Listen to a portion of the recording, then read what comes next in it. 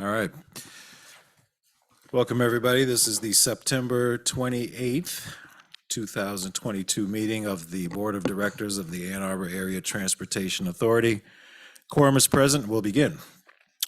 Item number one is to approve our agenda this evening. Can I have somebody move that into the record? Rich, seconded by Jesse. All those in favor, raise your hand. Any opposed? Passes unanimously. Thank you. Item number two is public comment. If there's anybody who wishes to address the board this evening, we don't have anybody in the room, but if anybody is online, if you are online, please hit the raise hand icon. If you are on the phone, hit *9. Deb, do we have anybody who wants to address the board this evening?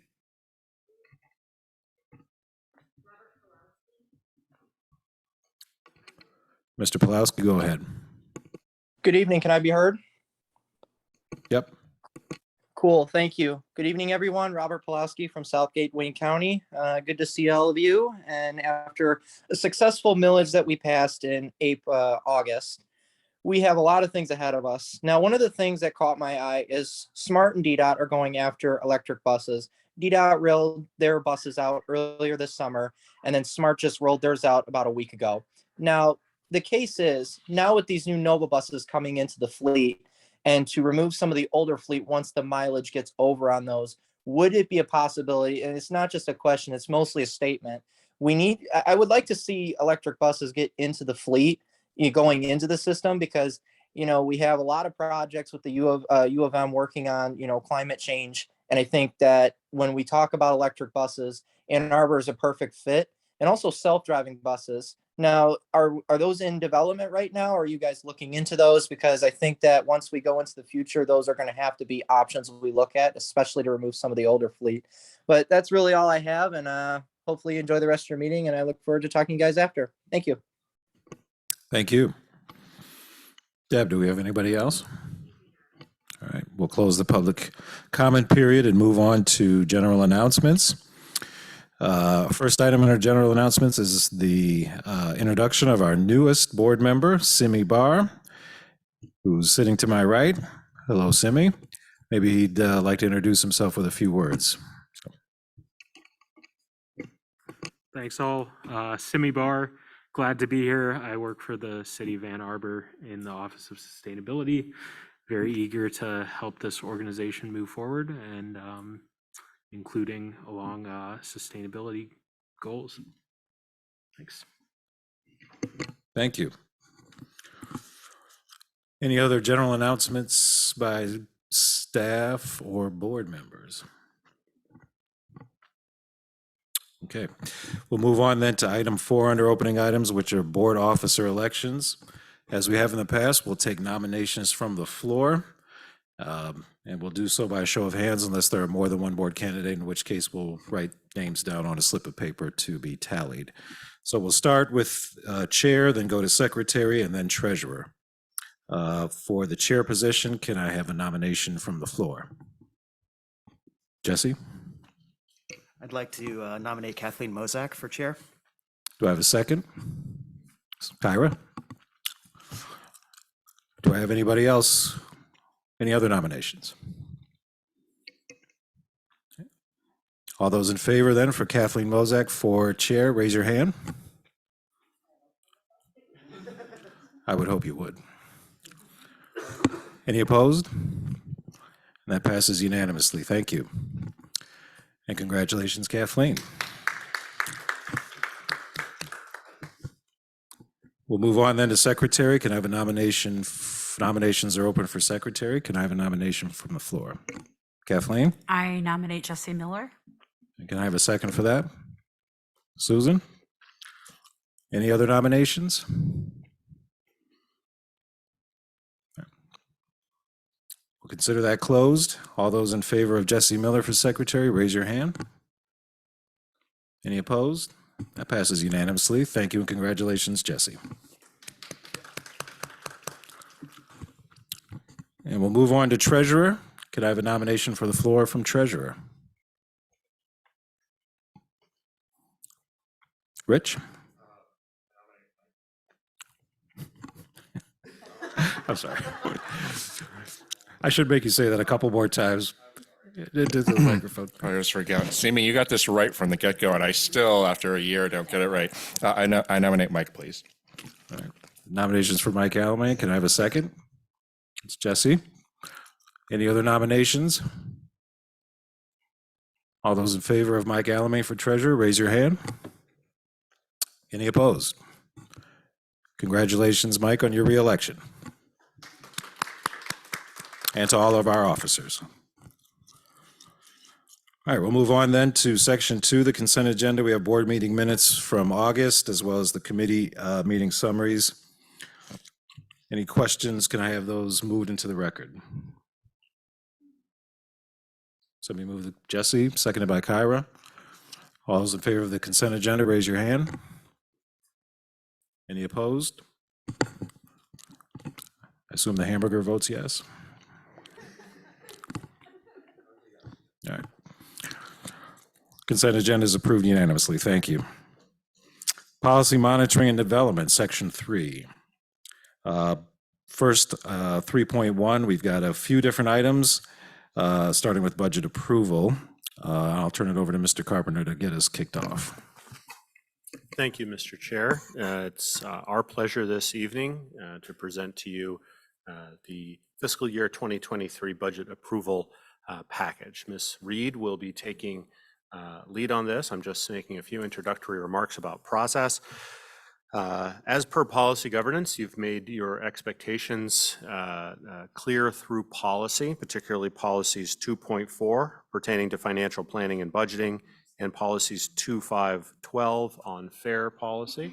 Those represent the expectations you gave us about how budgets are to be developed.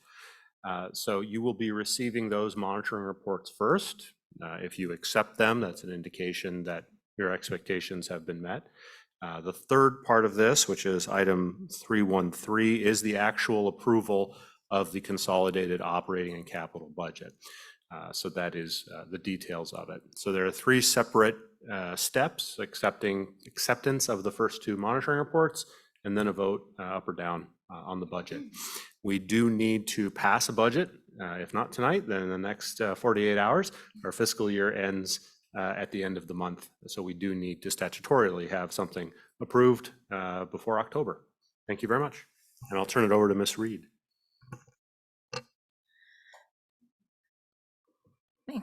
Thank you, Matt.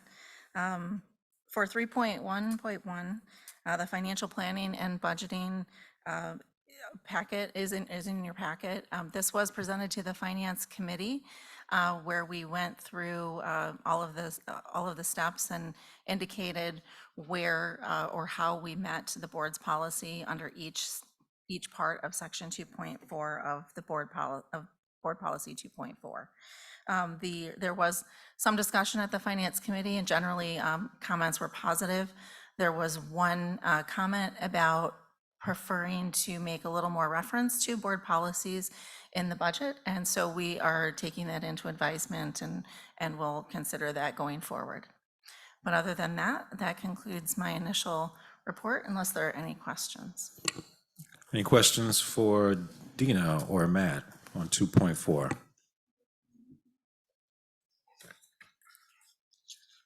I think the recommendation is to vote it into compliance at level A, compliant, fully compliant. Any questions about that? Can I have a motion then from the floor to accept the report, and at what level? Kathleen? Kathleen, you want to make the motion? Okay. Yes, I'd like to make a motion that we accept the report as in compliance, A. Okay. Can I have a second for that? Rich? Any discussion, further discussion? All those in favor of accepting the monitoring report for 2.4 at level A as moved, raise your hand. Any opposed? Passes unanimously. Thank you. Dina? Thank you. For 3.1.2, monitoring report 2.5.12 fair policy is in your packet. This was also reviewed at the Finance Committee. We presented it as partially compliant because although we had no fare policy changes for the first section, which we then noted as green in compliance, the second part of that policy indicates that we must give 30 days notice to the public in advance of a fare change. And although we did communicate broadly the fare change over the past year, when we were ready to implement the change, we fell a little bit short of that and notified the public with just shy of 30 days. So we noted non-compliance with that particular part of the policy. That was reviewed in the Finance Committee as well, and the Finance Committee agreed to move it forward as partially compliant as initially recommended by staff. Happy to answer any questions about that. Any questions for the CFO? Jesse? So that the one part that's not in compliance, we had voted on those fare changes nearly a year in advance. And I guess I was feeling as a board member that I wasn't as well aware of the delay as I feel like I should have been, that a year was too long. Now, it's possible, I think I may have missed a board meeting, but so I'm not, and also my memory is not 100%, but I feel like when it became clear to staff that the delay in implementation was going to be, significant, that should have been brought back to the board, since the fare changes are a board issue that we have to vote on. I think we should have been a little bit more involved in that process, in that decision-making process.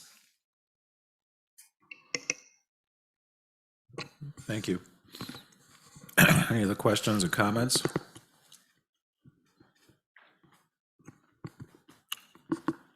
I have a motion from the floor then to adopt it, and at what level? I think the recommendation is for level B, in compliance except for items noted. Would someone like to move that? Kyra, seconded by Kathleen. All those in favor of adopting the report at level B, in compliance except for items noted, raise your hand. Any opposed? That passes unanimously at level B. Thank you. And we'll move on then to the third one under this section, which is the big one, FY 2023 operating and capital budget. So we'll move to the podium so Ms. Reed can operate from there. Go ahead. Thank you. Hey, great. Looks like we're all queued up. Well, it's my pleasure to introduce to you the recommended budget this evening. I'm just going to kind of get right into it, and I'll stop along the way to see if there are any questions. But if you have any questions, feel free to raise your hand at any point, and I will try to acknowledge you as quickly as I see you. Our agenda this evening is to give you a little bit of introduction about the budget, going over the timeline that we've seen before, and just kind of updating you where we're at, and then presenting the recommended budget, including highlights in the operating and the capital budget, and finally our conclusions. So this is the same timeline we've been seeing through the whole process, and I just wanted to point out that we are on September 28th at the end of the budget process for the approval. The budget process is a year-long process. It continues well beyond the approval of the budget, as you might imagine, in terms of projections and managing the budget through the year. But in terms of the primary part of creation of the budget, we have had several meetings with board members, committee meetings. We've had several opportunities for public comment. We've met with staff on several occasions and presented comprehensive budget information to staff, so they've seen the information that's being presented this evening. And we have accepted comments. We've responded to very, very few public comment, but we've responded to any comments that we've received. We've also responded to well over 15 written comments and questions by the board, and are pleased to be able to present what we feel is a well-informed budget this evening. So we never want to forget that everything starts with the board's policies and advancing the board's ends. So this slide is just really an indicator of what we focus on, what your policies guide us in. And there are policies about fiscal responsibility, residents, passengers, environment, economic prosperity. And we just want to make sure that everyone knows, including the board, that we follow these all the way through our budget process. It starts with our business plan.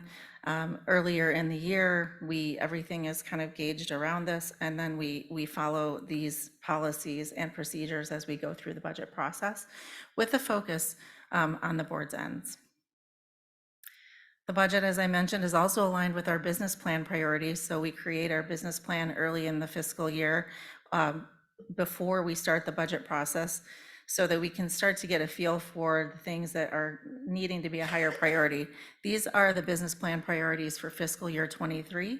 And as we went through the budget, we made sure that what we were funding in the budget aligns with these business plan priorities, which, as I mentioned before, are also aligned with board policies. So the main point, key messages of this budget is that we have had a lot of increasing costs.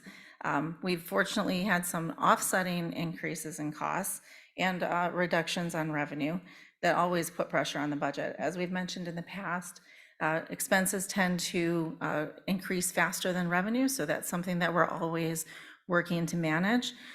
We're maintaining services to our community in full. We're planning, designing, and funding capital projects.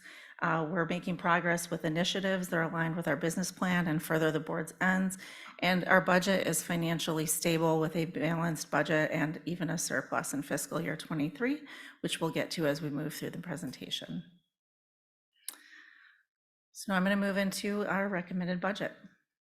The operating and capital budget is $56 million for operations and $17.2 million for capital investments.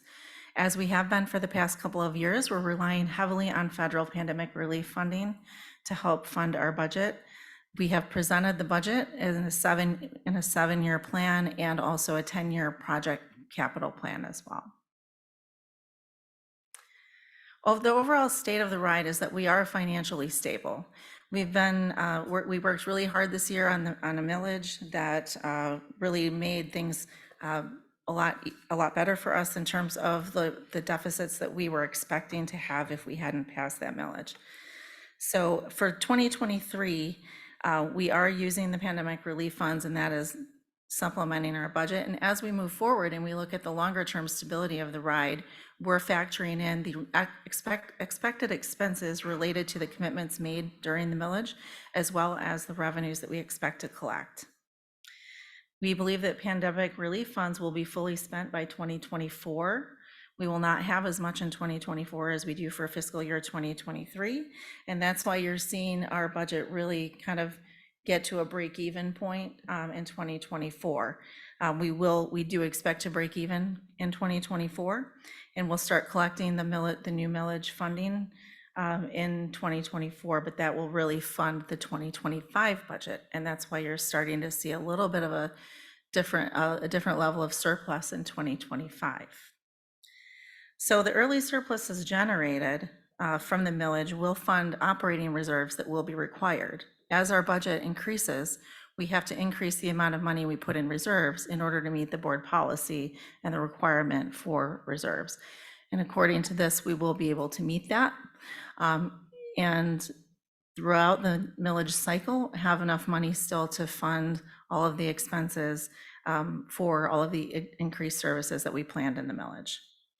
It's important to note too, that funding for any additional services not currently provided or stipulated in the millage for these services beyond fiscal year 2029 or even in the nearer term would need to be addressed with an additional funding source. And it's also important to note that while we've made a lot of progress here and the community has shown their support, maintaining fiscal responsibility and managing to this budget and managing to these plans is going to be critical in achieving the projection that we've set out here. But the news is good in that we're financially stable, and we expect to be stable through the projection period. Yes. I have a quick question on the projection for the total operating expense line. My math's not good enough on a bar chart in my head. What what's the percentage increase from year to year? And it looks like it increases slightly from 2028 to 2029, but from 2025 to 2028, it looks fairly stable. So I was just wondering if there's what that uptick in projection was, and what is the year-over-year expense projection on the operating expenses, that 2%, 3%, what is it? It's typically 3%, but we do have, just because that's an average over a longer period of time, typical level of inflation that we see. We do, however, break out certain things. If we know that they're rising faster, for example, healthcare costs tend to rise faster than average levels of expense. So we've built that in at 7% through the projection period. It does look like as we get further out into 29 and 30, some of the expenses might be rising at a little bit of a faster pace. And those are really just projections based on once we've implemented all the new services that we've implemented, and year over year, things tend to escalate. And we get into those outer years, we maybe were a little more aggressive with some of the expenses, just not knowing where inflation would be. But generally, what we're showing is that we do believe that with the current millage in place, we'll still be able to break even. However, I would point out, you're seeing in 2030, that revenue line is just slightly below the expense line. And that's really a reflection of the expectation that expenses will continue to rise faster than revenues unless there's some kind of a correction. And so beyond the millage period, there could be a need to increase the millage slightly for inflation, as we had to make an adjustment in this millage as well. Thank you.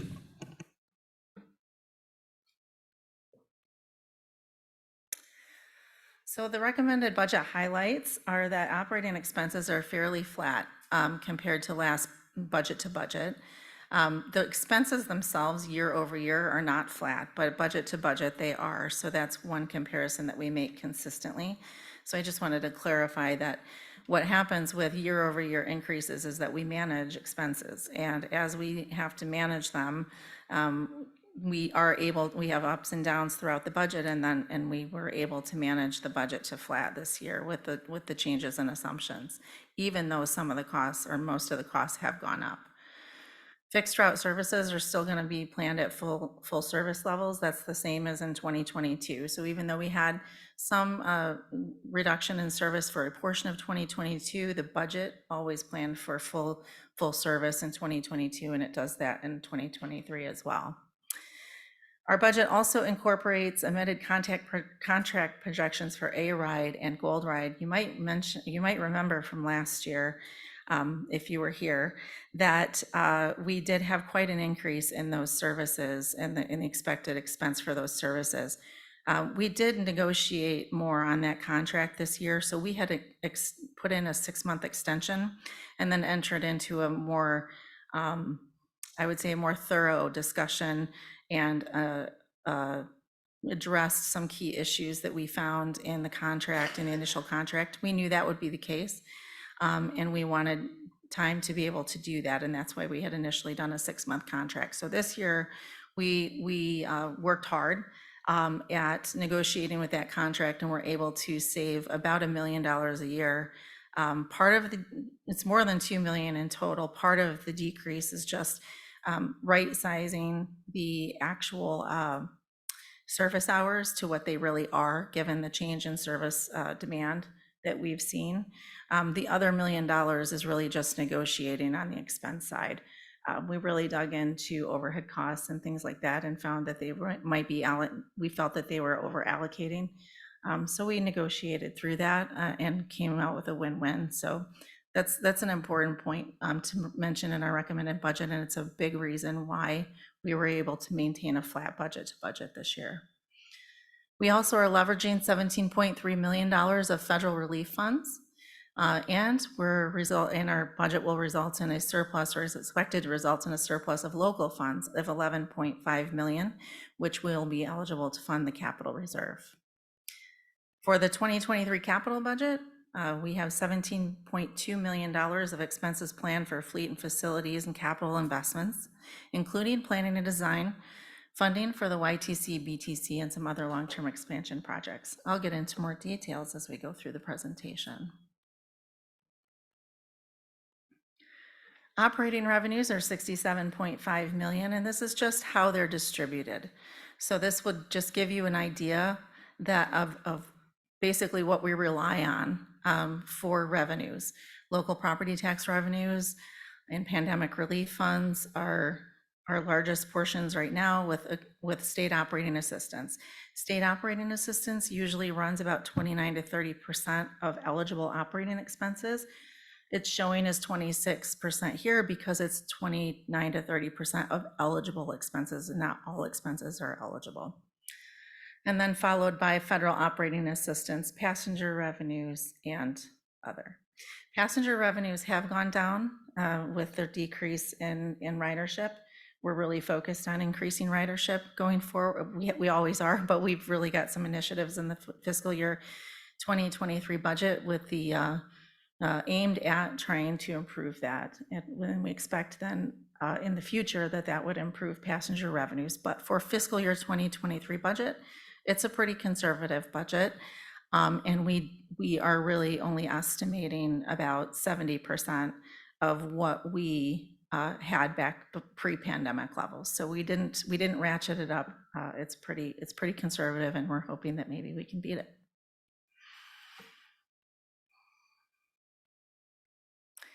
Operating expenses are 56 million. Again, this is a distribution of what we spend our money on. You can see that 75% of the budget is salaries, wages, and benefits, and purchase transportation costs. The purchase transportation costs are a variety of different purchase transportations, but this is where the A-Ride and the Gold Ride contracts are noted. So those really all come down to service, direct service on the street, the purchase services and salaries, wages, and benefits. So just wanted to point that out. Some key initiatives in the 2023 recommended budget are the same as what I presented for the draft budget, so I'm not going to go through all of them this evening, but I did want to point out that they are all still there and intact. There were some levels of adjustments made as we had meetings with staff to determine what we could accomplish and how much we thought the costs would be. So we've made some adjustments, but overall, all of the initiatives remained intact, and we're excited to be able to fund these and move forward with these initiatives this year. Key factors impacting operating expenses are budget savings, budget costs, the balance of which. You can see that our level here on the left is balanced because although we've had pressures such as fuel costs, fuel price inflation, labor costs, and initiatives, we've also had budget initiatives along the way. Those budget initiatives are on the left. Ultimately, we saved some money because we have a better understanding of what our pandemic relief or our pandemic expenses are. We had some contingencies in there last year that we now know better what we think we're going to spend. Obviously, that can change because that is always a risk factor for us. But we have seen some normalized levels on some of those expenses and right-sized them, and there was some savings by taking out those contingencies for things that we might not have been able to predict in the more volatile environment last year. We also have some reduced costs just from lower demand, unfortunately, so that hits us on the revenue and the expense. And then ultimately, I wanted to make sure that we were clear about the impact of changes from the draft budget. They were quite minimal, actually. The biggest change was in healthcare expenses. We had to right-size our projection for healthcare expenses, and I expressed that fully in your issue brief. But I wanted to note it here so you could see that overall it was that plus the pass-through for some other budget adjustments were only 1% of the budget as a total. And the corresponding revenue associated with the healthcare and other expenses increased the revenue for state operating assistance because, as I mentioned before, we receive revenue as a percent of expense, and therefore we get more revenue if we spend more. So that's why that's going up. And then the net of the two is the change in the surplus, which is only about $247,000 less than what we presented in the draft budget. It comes out to 2.1%. Before we move to capital, I think I accidentally skipped over something that I wanted to share with you. We talked a little bit about operating funds and the expenses, and I just wanted to share some kind of visual pictures about what those things are. So on the left, you see people, operations, maintenance, and customer service in public transportation. Again, those are directly things that are going right to service.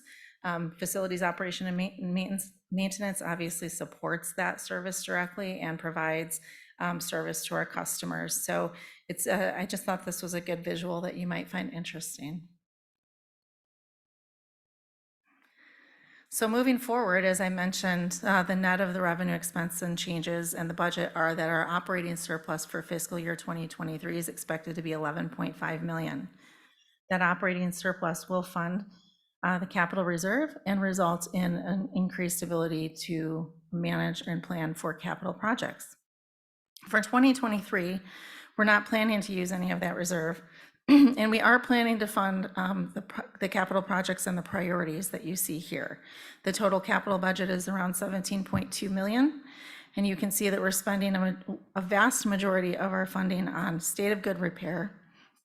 Next is expansion projects, value-added projects, and a little bit of reserve for research and development as needed. On the right, you'll see the funding sources that we're using. We're planning to use federal contributions for over 75% of the 2023 budget. The rest is our state match, which is our local match. And then we do have a federal earmark that we still have that we're planning to spend in fiscal year 2023 as well.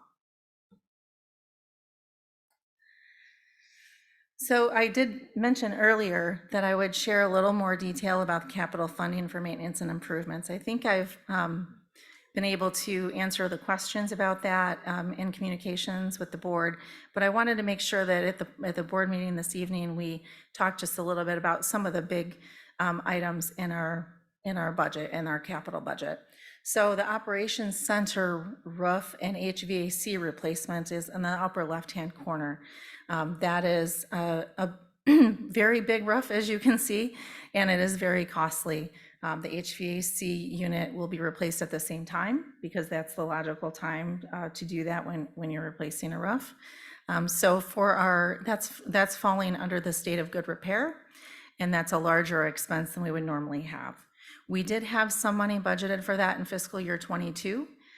We did not complete that work in 2022, so we rolled that into 2023, and all the work will be completed in 2023. So originally that was planned to be phased in between 2022 and 2023, and now we pushed it off a little bit because of rising costs, and wanted to make sure we did an evaluation to make sure that that was the right thing to do at the right time. We think that it is, and so we're asking to move forward and complete that project this fiscal year.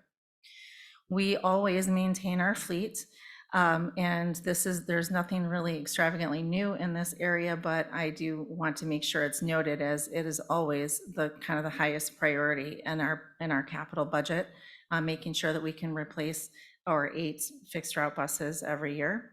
The cost for buses has been rising, and we have accounted for the rising costs in the capital budget this year and going forward. Finally, maintaining and improving facilities, Ypsilanti Transit Center, Blake Transit Center. This kind of covers a couple things. There's money in state of good repair to make sure that we're repairing them, but there's also some additional money, and that's why it says improving facilities. There is some additional money in the value added section for funding for changes to both facilities, primarily the Ypsilanti Transit Center. So I just wanted to be clear that this is kind of a couple of different things combined for these projects specifically. We do have capital funding planned in the budget for value-added projects. These projects are described fully in the budget document, but I just wanted to share some visuals that we have for the Super Stop on Washtenaw. That was a question at the last board meeting, so I wanted to make sure we're following up on that. And also the renderings for both the stop and the mid-block crossing that's planned and the location of it. We also have a bus stop improvement program, and that varies year to year which bus stops or which areas will get improvements in the bus stops. It's reevaluated based on need. And that is in the budget as well. Transit signal priority is expected to be completed this year, and we're still evaluating our mobile ticketing options with technology, and there is funding there in case we want to move forward with a pilot program or new things pop up that we think we can use to evaluate maybe the more holistic plan going forward. We also have capital funding to expand for the future. So as we all know, we have an approved long-range plan that we're very excited about. So for fiscal year 2023, we have funding for planning, NEPA, and design. Very initial planning and design and NEPA work for bus rapid transit and bus garage. We are years away from that project. But we are starting the initial planning and design and NEPA, and you're going to see that going forward for many years. And there will be stops along the way, I'm sure, for the board to consider what this looks like and how that moves forward. And so I just wanted to note it's a minimal amount of funding, but it's necessary to start, especially when it comes to site selection for things and NEPA. So that is funded in the budget as well. So we are still in uncertain times. I don't know if we'll ever be out of them. I just wanted to point out that we are focused and clear about some of the risks that we always watch and that could potentially affect our fiscal year 2023 budget that we're presenting this evening. We're looking at the pandemic evolution and how that occurs, whether there will be new ones or not. We can't predict that, but we certainly can stay abreast of what's happening and how agencies are reacting to that, both locally and across the country, to be educated and prepared if things start to indicate that they will change again. We will be watching ridership recovery and actively pursuing initiatives to improve education around educating the public about what services we offer, how to access our system. We really want to look at technologies to help improve access to the system if we can, and all aimed at ridership recovery. So that's something that we view as kind of a risk right now because we didn't meet our projection from 2022. So that kind of slowed down the projection for 2023, but we're really focused on that as well. And there are a plethora of other risks that I'm not going to go through them all, but those are some key ones. The labor shortage, though, does seem to be going better for us right now since we had our union negotiation and have entered into our contract for the next several years. It looks like we're able to successfully recruit for operators, and that seems to be going well. So it's still a bit of a risk. We're not quite sure how all of that's going to play out with the economy and labor shortages in general, but we are seeing progress in that manner. But we're strong and we're stable, and we have positive fund balance. We have reserves as required by board policy. We have no debt. We have an approved millage through 2028. So we have a stable operating budget and projections, and we have an approved long-range plan for the future, guiding us to make decisions both in operating and capital investments. In conclusion, while increasing costs and reductions in revenue put pressure on our budget, we've been able to manage through that and keep our budget essentially flat year over year. We're able to fund all of the transportation services that we promised to our community, and we even got community support to improve on those services over the next few years. So we're going to be planning, designing, and funding capital projects as we move forward, planning for following through on commitments made to our community. We're managing the impacts of inflation through managing contracts, being very diligent in managing the budget and sticking to the budget, which we are successfully managing this fiscal year as well. We have a challenging labor market, but we've been able to make progress in that area. And next, we're really focused on ridership recovery. We're also intent on making progress on our initiatives that will further the board's ends. And ultimately, we are financially stable and presenting to you for approval today a balanced fiscal year 2023 budget for requested approval. Finally, our business plan and budget can be found online. So I wanted to just show you what that looks like. So please, you're welcome to view that. Once the budget is approved, we will put the approved budget up there as well. That concludes my presentation, but I'm happy to answer any other questions that you might have. We'll open it up to the board. Susan. Thank you. It was an excellent presentation, and a lot of work went into that budget. So thank you for all of that, and your colleagues as well. Just had a couple questions. I had sent you some, and I don't know that I felt my budget questions were complete. Maybe I didn't ask it as well as I could. The first is, we just went through a millage process, and I think we shared, those of us that were part of the campaign, how essential it is that we've got to start building our ridership, not just maintaining. And I am not able to find any information on this ridership rebuild initiative. I was asking questions around, how would a smart card help us get there? I don't understand that. Whereas something like a universal card, like a credit card might, because somebody doesn't have to have pre-information to get on a bus. I was trying to get a sense from you, because the budget's my one real opportunity to get in on that ridership rebuild.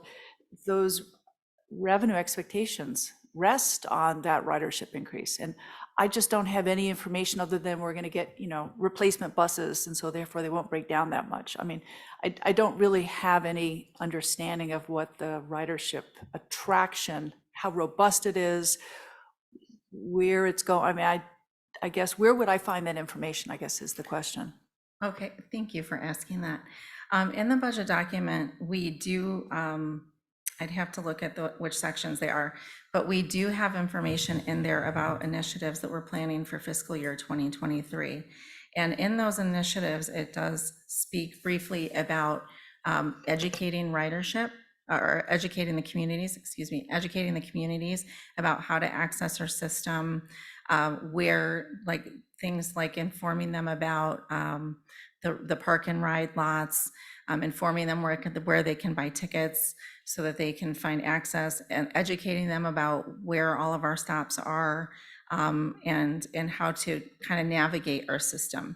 So those would be educational opportunities, which we hope would encourage people to, through a better understanding of what services are offered and how many ways they can access it, and how best, maybe find their best way to access it. So that is discussed under the initiative section when we talk about some of those initiatives, and I think it was even listed on a slide. In terms of the smart cards, though, that's not something that we expect to be fully implemented in 2023.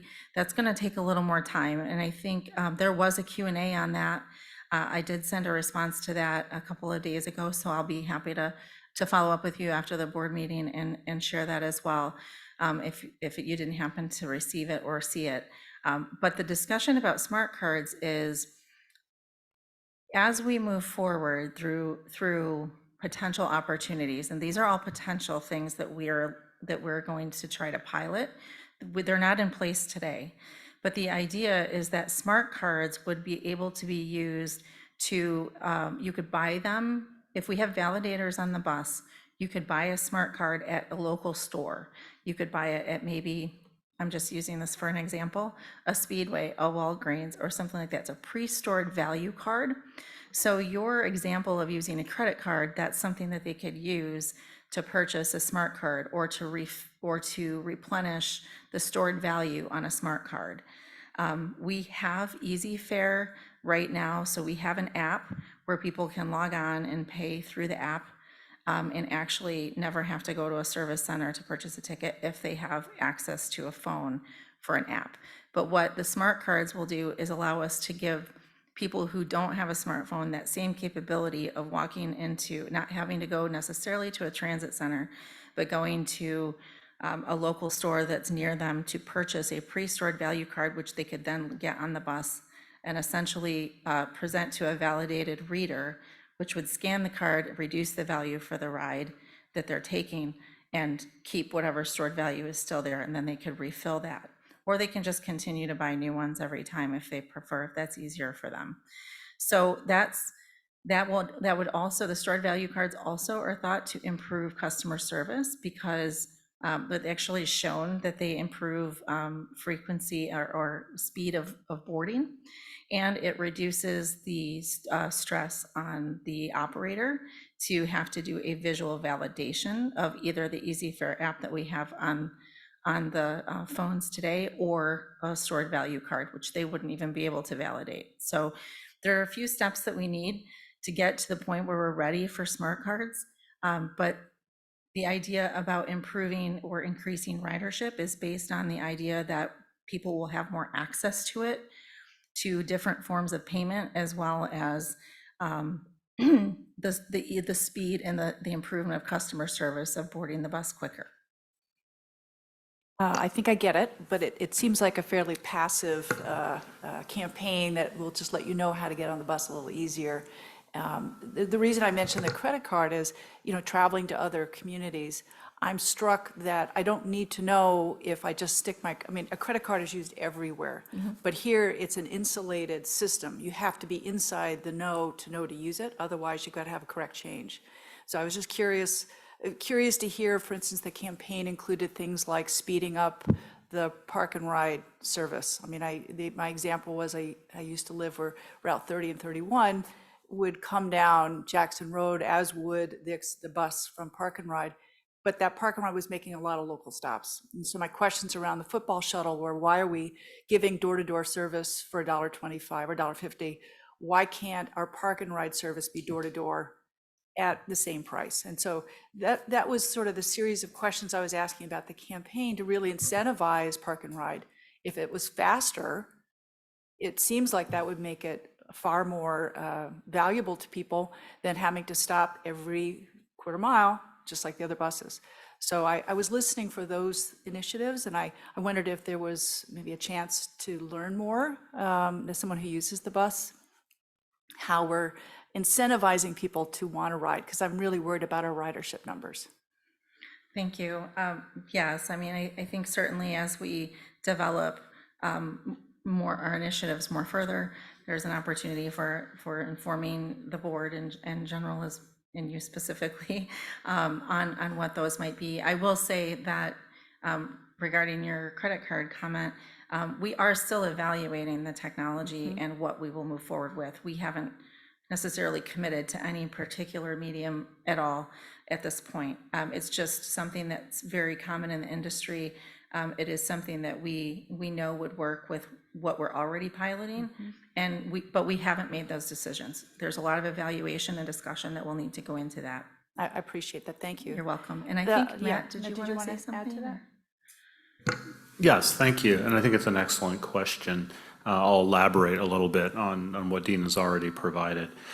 So rebuilding ridership is obviously an important part of this. I think last numbers I saw were about 61% year to pre-pandemic levels, which is tracking with industry norms. But obviously we want it back to 100%, if not 110, as soon as we can get it. The fundamental thing that drives ridership is the service there? Is it reliable? Without that, other things sort of pale in comparison. So the budget identifies the priorities for rebuilding ridership, but I don't know that it packaged them as well as it could.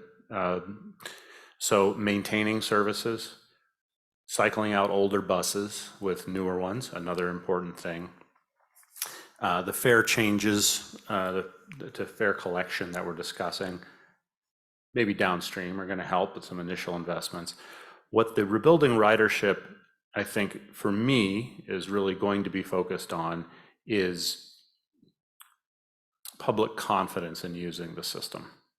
The service is there. How can we get people back on it? For me, primarily sort of more of a proactive advertising sort of focus. That is still taking shape. So the details are admittedly a little weak in the budget document. Beyond that, tailoring the services more and better to be faster, yes, I think is another avenue, really outlined in the long-range plan about the vision for how that's going to evolve. That's a bit downstream, but for in 2023, that's the package of things that are in here. Admittedly, maybe not packaged up conveniently. So maintaining our existing services, bringing in newer buses to replace older ones, investments in things that will pay off in the future, like fare collection, and an advertising push that admittedly is not spelled out here because the details are still sort of coming together. But the services, definitely that's something downstream with the investments we've got. Through the millage, we have the Ann Arbor to Ypsi Express service. To speak about speed, that's a great example of where we will be able to do that as soon as we can. Not to hog it, I have one other question. With my budget questions, another set had to do with the facilities. Again, I don't know other than budget when I get information about some of the things like the HVAC replacement, the roof replacement. So my set of questions had to do with our accomplishing those needs, but doing it in a way that was sensitive to the fact we live in a world that the climate is changing, we have to change our ways. And it had to do with how are we making provisions for sustainability in what we do? And so my question was, with the roof replacement, are we making provisions for future solar panels? Are we putting in equipment that is the top energy saving, even if it may cost a little bit more? I was trying to get a sense if what I got back was only little bite-sized pieces. If we as a board need to come up with an end statement proclaiming our goal that we can meet our needs and also do it in a way that's sustainable, that lights that get replaced are LED. I mean, just, it seems obvious to say it, but without wanting to trespass on staff's purview, what is my role as a board member? I'm concerned that I didn't see anything back in the budget responses that said, absolutely, we're committed in the same way the rest of the community is to doing our part. And here I heard that we're going to put doors that come down, but I thought that might be as much for staff comfort in winter to have doors that come down as opposed to energy saving. I was hoping through the budget process to understand more about our work as an agency, not just with alternative fueled vehicles, but in everything we do, thinking about our contribution, water systems. I mean, every part of our we're going to be spending a lot of money on buildings. We're going to spend a lot of money on vehicles. It's more than just the vehicle propulsion systems. There are a lot of other ways that we touch the goals I think we all know we should aim for. And I wondered, how would you recommend I get information on what we are doing, or if in fact we need a needs statement or an end statement from the board to direct staff? What can you give me as far as that goes? Sure, thank you. I do remember that question, and I do remember the response, so thank you for acknowledging that. I do think that we do look for ways to improve sustainability in what we're doing. So I don't think I noted the LED lighting comment, but that is something that is definitely considered when replacing lights. I know that when we're investing in our capital projects, we are looking for ways to, in a cost-effective way, implement energy saving solutions as well.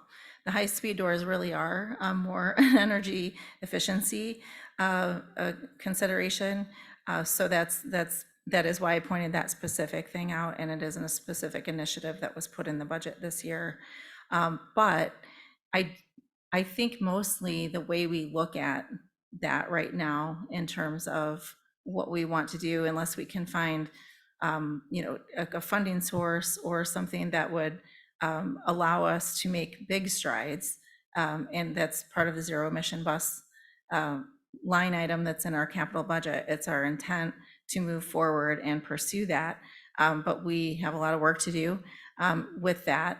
And so other efficiencies are already being implemented as we replace things, but they're usually done in what I would say a cost-effective way, where we can demonstrate that there's a reasonable amount of expense for the value that we're going to get. And that's kind of how it's being evaluated right now. Do you want to add something, Matt? I saw you. Yeah, if it's okay.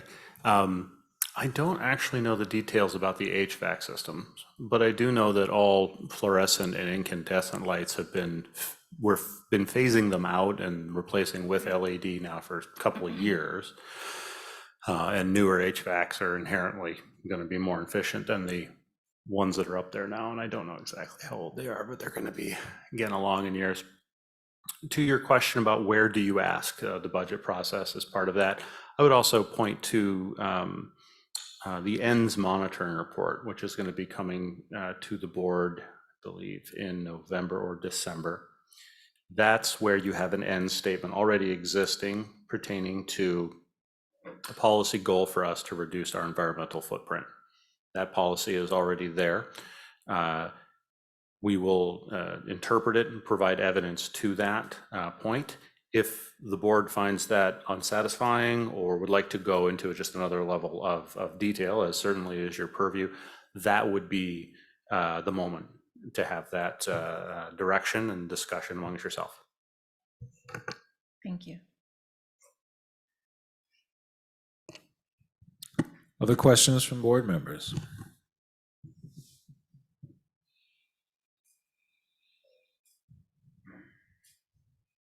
Sydney, go ahead. Yeah, thank you for the presentation. It was very informative. When it comes to the purchase transportation line item, Matt had mentioned new vehicles. I'm just wondering if that 12.3 million, approximately how many new vehicles that represents, and if we have an idea of what's being taken out of the fleet. And then is there any cost recovery for those vehicles, scrappage, that sort of thing? I don't see that in the operating revenues, though. It may be in sort of the other category. That's a great question. The buses, any replacement buses would be paid for out of capital funds, and so they wouldn't be represented here as an expense. So the expense that you're seeing under purchase transportation in the operating budget is for the services and not directly for buses. I'm sorry to interrupt, you might think of purchase transportation as contracted paratransit service. That's the bulk of what that means. Thanks, Matt. Also, in terms of when we fully utilize a vehicle, we sell the vehicle, and we have to follow FTA rules on how we do that. And the revenue that we get is then either, depending on how much the sale is of the vehicle, what we get from it, and what the FTA requirement is. Sometimes the money goes back to the FTA, and sometimes we get to keep the funding. But all of that would be handled under the grant side typically. So you're not going to see a big changes in the operating budget for that type of process.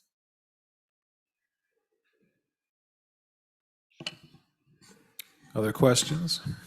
I guess on the labor, my one question is on the labor cost front. Does this budget, you said we were doing better with recruiting, et cetera, and I think we're going to be adding more staff as we add more service through the long-range plan, but particularly for the 2023 budget, does this budget have a projection, an unmet projection about hiring needs such that we've got open positions and that is budgeted here? So we still have, making it up, 20 operator positions and 5 salary positions that's represented like open positions here. Is that within this budget?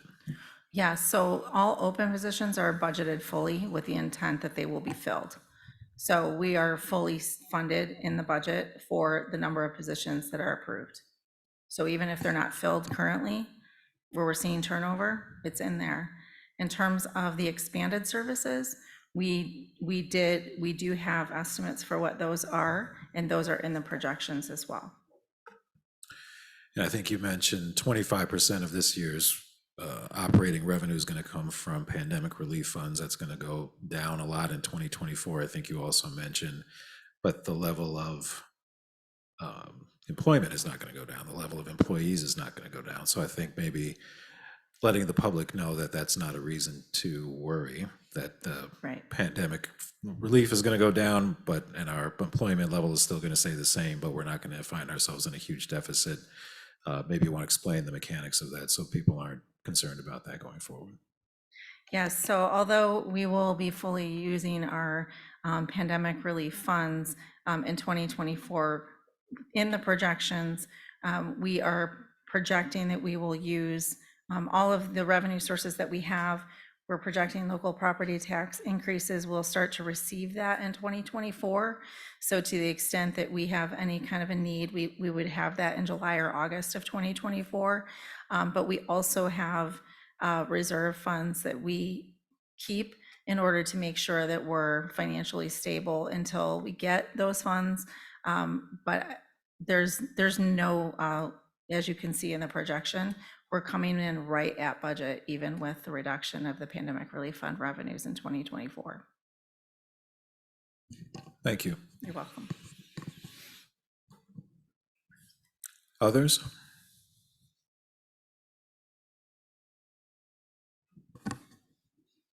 Mike? Yeah, I just wanted to make a few comments. First of all, and I've said this before, I really think the budget document that has been prepared this year and in the last several years is really outstanding. I think Dina, I think the staff at TheRide just do a really good job at this.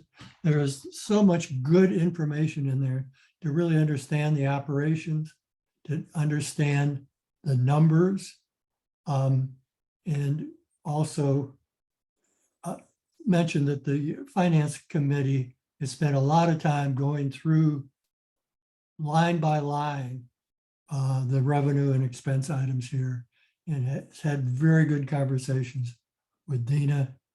And I would predict that there's a good chance that once again, TheRide will win an outstanding budget award like we've done for several years. Let me also mention, Dina has certainly pointed out some of the major risks, which I certainly agree with. One, if the pandemic comes roaring back, that would be very bad. Obviously, if we face additional really tight labor problems in terms of not having adequate staffing. And of course, as we all know, ridership is what drives what we're in business for. However, let me mention that all three of these risks are not a risk that we're going to not have a balanced financial statement at the end of the year, even if things go negatively, because we have these pandemic relief funds, which of course we still have. And so we're going to have them in the short run, and they will be used for operations if they have to be used. But of course, what happens is we have to use more than we plan, just so that we have a balanced operation. We're going to have less capital funds, and we need to keep that in mind. And also, ridership per se doesn't really hurt that much in terms of we fall short in the short run, because we're not making a lot of profit just on our riders. What we get in terms of fare is very minor compared with any other revenue source we have.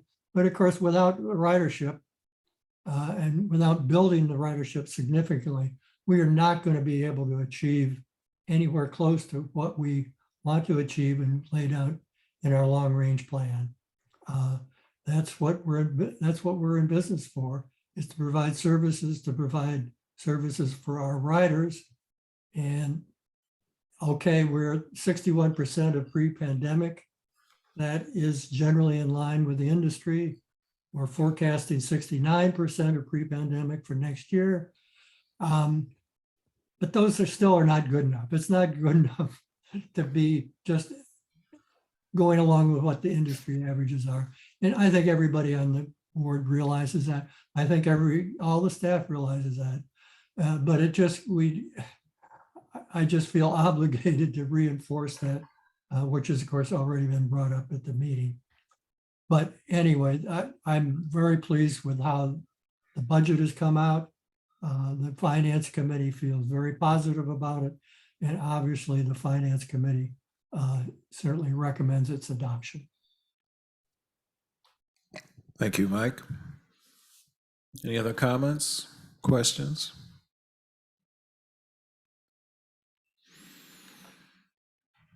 All right.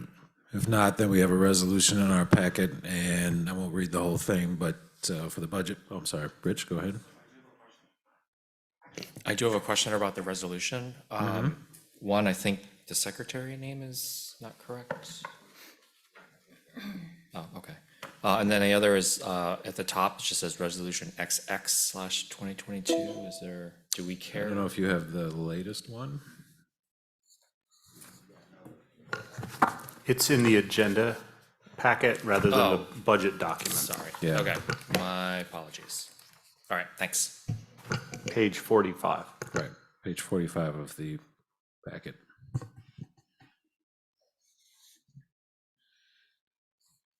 Right. I'll just read the be it resolved, which is now therefore be it resolved that the Board of Directors hereby approves the FY 2023 operating and capital budget as its General Appropriations Act with total expenditures as follows: $55,983,138 for operations and $17,186,000 even for capital investment. Be it also resolved that the Ann Arbor Area Transportation Authority Board of Directors hereby adopts the capital projects listed herein as updates to the FY 2020-2023 Transit Improvement Plan, of which the FY 2023 and beyond are subject to amendment in future years. And can I have somebody move that into the record? Rich, seconded by Jesse. All those in favor of the resolution, raise your hand. Any opposed? That passes unanimously. Thank you, Dina, for all your hard work, and Matt. Thank you, and just let me conclude by saying thank you to staff, all of the staff who worked tirelessly over the last few months to participate in the budget process, present their budgets, answer a million questions that I had and some more that you had. So thank you to all of staff for the effort. This is great, thank you. All right. Yeah, thank you to the staff as well. All right, we'll move on then to 3.2, the Monitoring Task Force Report, which is page 46. And Mr. Alamin, if you want to take us through your report. Okay, thank you, Mr. Chairman. I hope the board has had an opportunity to read the task force report that was put in the board package. It's only 2 pages long. We've had 2 meetings of the task force since our last board meeting. And really particularly at the last meeting, we concluded that we've perhaps been spending too much time really on designing a better monitoring report for executive limitations and not spending enough time really about looking at this in a broader way, considering broader issues. And tonight we really wanted to have a discussion with the board about that, in particular, the broader things, not just the details of the report itself. We want to hear your feedback. We want to have a good discussion on that. I've said for a long time that I believe that the board spends too much time, and the staff probably spends too much time on these monitoring reports. They are backward looking at what's already happened. That's important, but I think the way we've divided time between that and looking forward on things like strategy, on things like improving our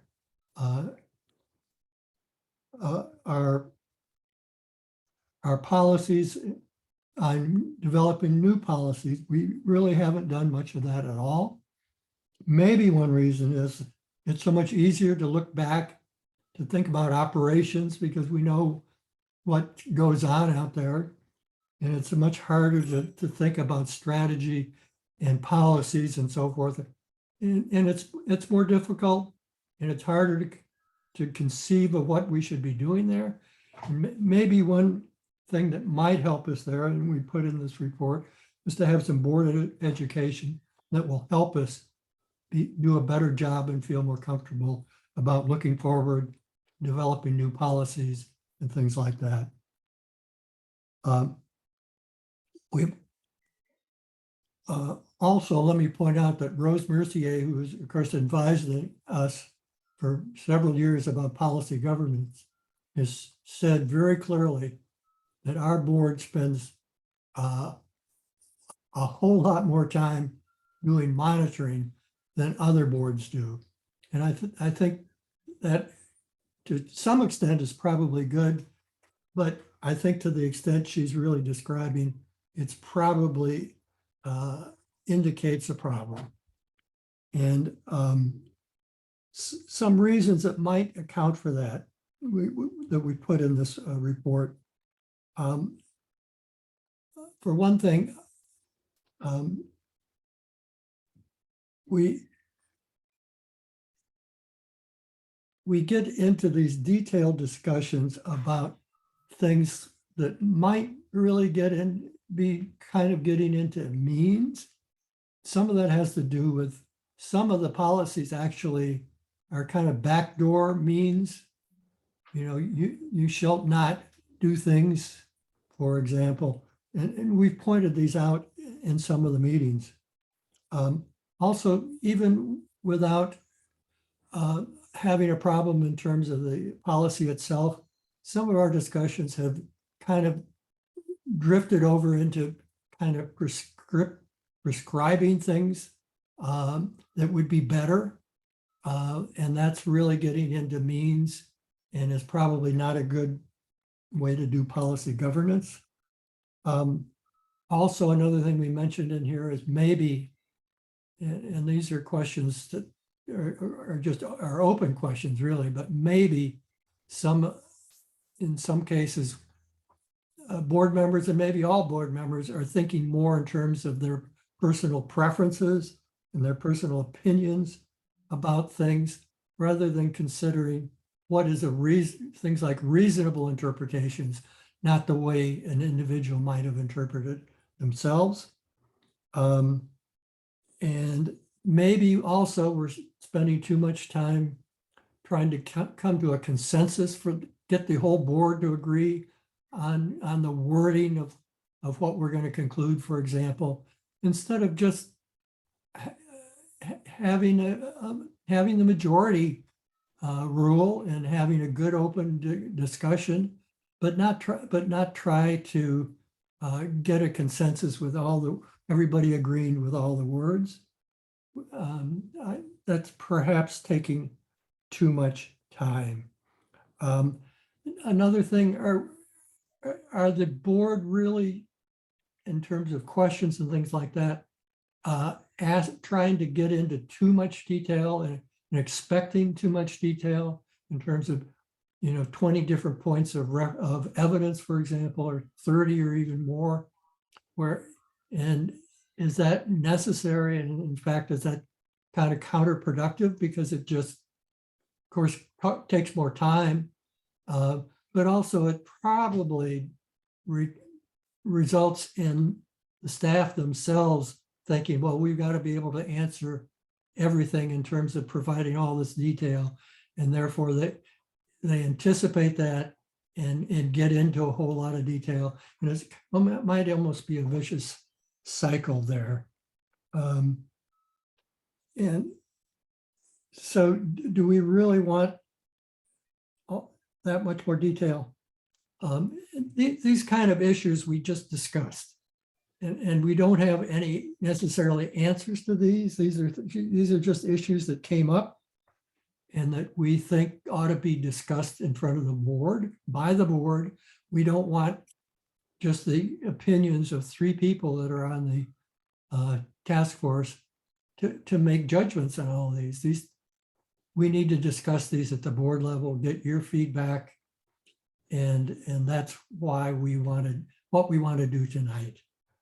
And And before opening this up for the entire board to provide comments and feedback on these various issues, I first wanted to see if there were the other two task force members, which are Kathleen and Kyra, to add anything to what I just said before we really get into what hope would be a vigorous discussion on these kind of issues.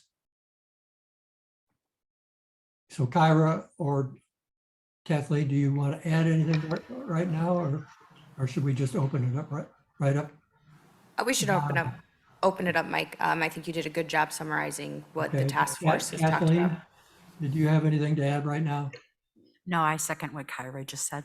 Okay, then fine. I would sure like to have comments. We'd like to have a lively discussion on these kinds of issues that are outlined in the report that were in your board package, and also that I just tried to summarize. Please don't be afraid to agree or disagree, but we really want to hear board opinions on these issues. Sure.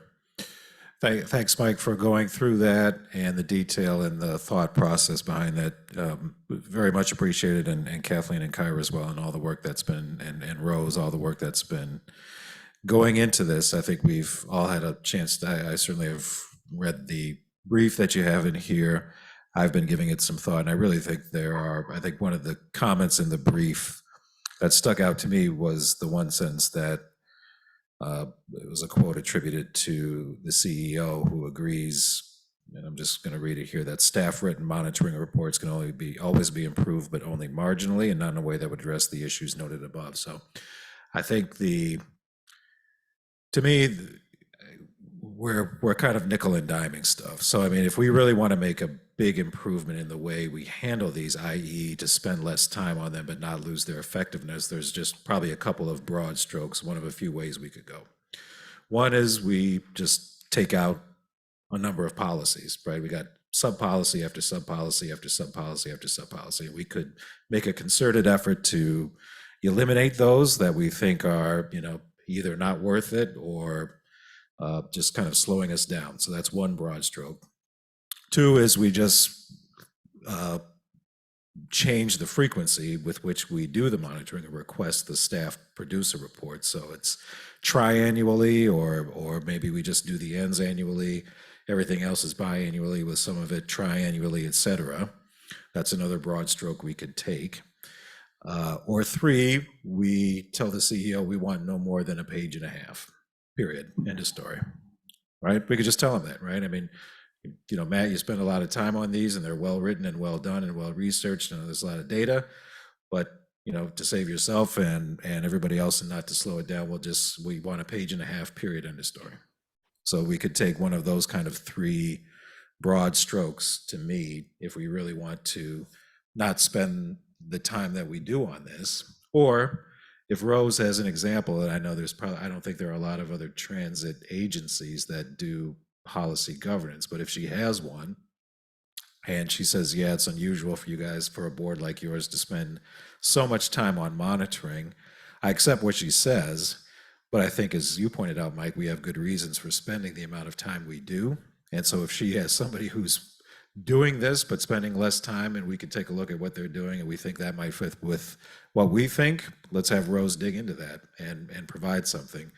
And if it's not a transit agency, maybe some other kind of operational government or quasi-government agency that does what we do in an operational sense, that might have a slate of policies that looks something like what we have. And I would be willing to take that. And I don't mean, so no offense to our host, but not a public library, for instance. We wouldn't want to, compare ourselves to a policy governance that a public library is doing. It's got to be somebody who's got an operational, ongoing, similar, as close as we can get, apples to what we do. So those are my thoughts on the broad strokes. I do agree that we spend a lot of time on what is reasonable and what is not. We also spend some time on other things, or at least we have in the past, which are, how do we monitor the follow-ups so the instances where we see something's not in compliance, how are we going to get those back on the schedule, so we have to monitor them again somewhat later, either a year later or 6 months later when we want some update.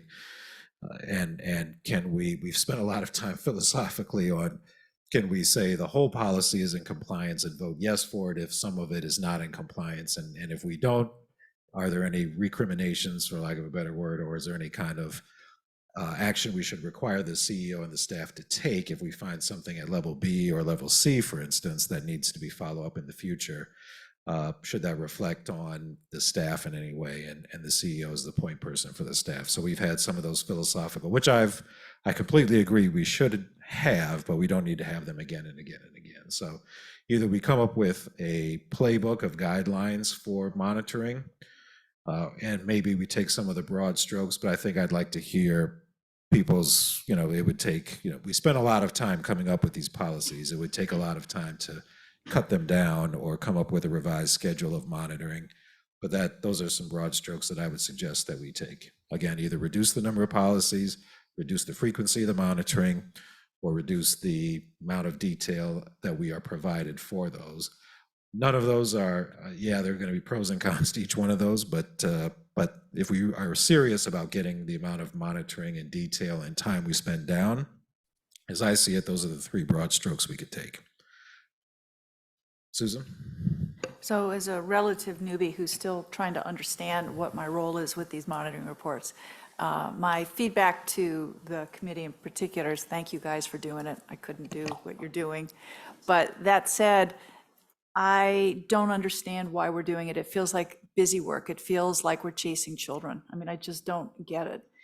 We've got capable staff, we've got clear direction, we've got policies. We could also just ask that our CEO just give us an extensive report every month. Where I find my eyes going with these monitoring reports is when we're out of compliance, and usually it's the CEO who's finding it, who's letting us know that, for instance, we hadn't implemented the board approved change in our passes.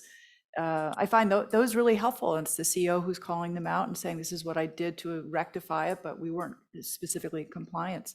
A monthly report that's many pages. I like the detail. In fact, I find myself chomping at the bit to get more detail on some of these things. But so much of these reports are, yep, met the goal. And I just don't understand why we're putting staff through an exhaustive amount of work every month. Our amount of time, so often I miss the deadline because I never get to it. There's a lot of reading to make sure that I'm absorbing it. It feels like busy work. I'm sort of on that line of, I trust the staff. I think it's an excellent organization. I don't know why we're micromanaging to the level that we're micromanaging. So my own feeling is boards should approve policies. They should be like bylaws. I mean, they are sacred to staff. They know what they need to do. They know where they should not go. That said, we as board members should be getting exhaustive information from our CEO about what's going on that month. And when things are not in alignment, I'm going to rely on staff to bring it to our attention and go from that level as opposed to these monthly policy reviews to make sure that we're in agreement with the CEO that he's actually said correctly, I'm almost in compliance, but not quite, or I'm completely compliant. This seems a little micromanaging to me, the way we're doing it now, without minimizing the role of the board to set policy, which staff should follow. I've never seen this process. This seems very, very labor intensive, and I'm not sure it would accomplish anything less than the CEO giving us an exhaustive report every month. Well, a couple of reactions to that. One, policy monitoring. I mean, there's no point of having a policy if we're not going to monitor the compliance with it. I think that's part and parcel of policy governance. It may be busy work, and if it seems like busy work, like Matt's just checking boxes, the CEO is just checking the box and going green, green, green. That probably means that we as a board are not doing enough to challenge his assumptions that he is in fact green. And if our eyes are drawn only to the parts where he tells us he's not in compliance, that probably tells me that we're not doing enough to challenge his interpretation of whether or not he's in compliance with the ones he says he is in compliance with. So, for instance, if he kind of, I walked through some of the 2.4 where he was green on everything. Did I think to challenge one or two things? I did, but I didn't think enough to say, yeah, I'm going to challenge that and raise my hand and argue with him about it. But no. So if we're just going through and kind of like, oh yeah, thanks for pointing that out, that means we're not probably reading these carefully enough. Hence, to me, it's not busy work, but we could to your point, not sacrifice the detail, but have fewer policies, so we don't do all of the busy work. You know, we could shrink it down and make it more meaningful and impactful, so we're not getting stuff every month that just seems like, yeah, that's a given, or that should be something that is done routinely. And that's the kind of stuff we could cut out and focus on and just kind of reduce it to more meaningful policies that we should be monitoring, whether it's a means or an ends or something else. But policy governance is based on creating policies, monitoring the policies, and then having a board that's forward-looking and reshaping the policies to meet what our future goals are. But we're spending so much time, we're never getting to that future. Does that make sense? I mean, there's just so much time spent looking backwards that I'm not sure we're able, at least in my now almost 2 years, we haven't established any policy. And we haven't had any time to do that. So I don't know that the process is working to put our energy where we should be. And those times when I challenge them, you know, a good example, we had a good discussion in committee about external relations. And the measurement was nobody wanted to put us out of business. And, you know, I engaged with Matt on that, saying, no, I mean, you could not have done a more exhaustive job with the long-term plan and the millage out in the community, talking to people. You could have given us that information as the response to the question. And Matt said, you know, you got to be careful because now you're getting into the means. You're telling me how to do it. And I thought, well, then what role am I playing if I'm not questioning how we're doing external relations? So it was one of those moments where I'm sure it was frustrating on both sides, but I felt like, well, why am I being asked something if this isn't my role No, as the board member? that is your role, though. So I mean, I want to be really respectful. As a former staff member myself, I really want to be respectful of the role of staff, and the guidance Matt gives me is invaluable. But I just found like that whole exercise then was kind of not really using me in any good way if I can't provide impact comments on how the response could have been powerfully said. We met with dozens of people, had several meetings. We, you know, had this because of the long range plan, because of the millage, we were really robustly out in the community. I wasn't sure why we even have that policy if I can't weigh in on how we dissect if the policy was met or not. So it's a confusion on my part. Yeah, I mean, you can weigh. I mean, I would disagree. If you think, I think your challenge was perfectly reasonable to me. It sounds like for you to say, hey, I disagree with the information you gave me, and I wouldn't support whether or not you met this goal based on the reasonableness of what you gave me. That's the board's job. So I think you did your job perfectly to challenge him. If he says, it got to a well, dialogue about means and ends and the role of board And and I the role get of it, staff. And I want to, but- you know, really reiterate my respect for staff, and I don't want to trespass, but I'm not sure this process is using us to our fullest or what our role specifically is in these instances, if that makes sense. Sure. And I think that's the reason for the task force and to begin with is how can we best utilize the staff? I'm just saying in that particular instance, I think you did exactly what you should be doing to say, I don't think that information supports the goal. I think this information would have been better. That's exactly what we should be doing when we monitor a policy. I mean, and put it this way, the CEO could say on every single one of these, careful, that's a means thing, careful, that's a means thing. So, I mean, but our job is to say, based on the data you gave us, I don't agree with whether you met the policy or not. So I think we have to be, that's our job, is to push back on that. So I think you did exactly but your point is well taken. We spend a lot of time, and I think this is what Mike has been saying the whole time, we spend a lot of time looking backwards. And by my suggestion was there's 3 ways we can cut that down, which is lessen the number of policies. So the ones we do monitor are more impactful and we get deep into the weeds on those. 2, we could just monitor them less frequently and eliminate some, but keep them all and get the detail. Or 3, just get less detail. So I don't know if you have any response to that or if you think there's a 4th way. I think that's what Mike is looking for, just kind of conceptually, how can we attack this so we're spending less time looking backwards, as you said, spending more time, which, you know, we're here to do, which is look forward, and then maybe blend the 2 together so we're kind of looking backward in order to look forward, but something like that. Could I offer up something that Sure. might be more work out front, but beneficial going forward? Sure. Many of the board members have tenure on the board that they've had an opportunity to go through the cycle through at least a few times, each policy testing it, you know, how do we respond, how do we do?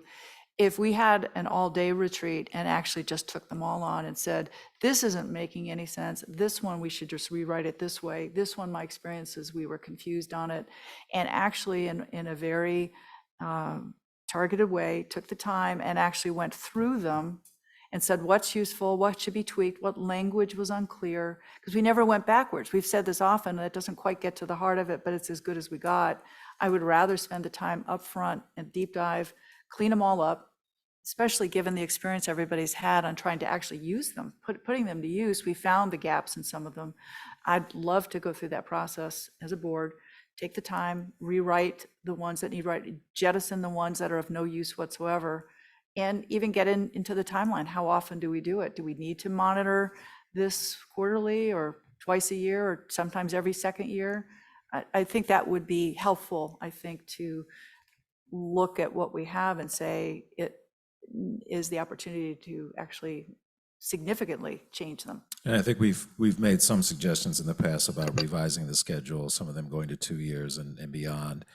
But certainly, I don't know if it's somebody, I don't know that 10 board members want to sit around and spend 8 hours or 10 hours just kind of going through each and every policy to say yes or no.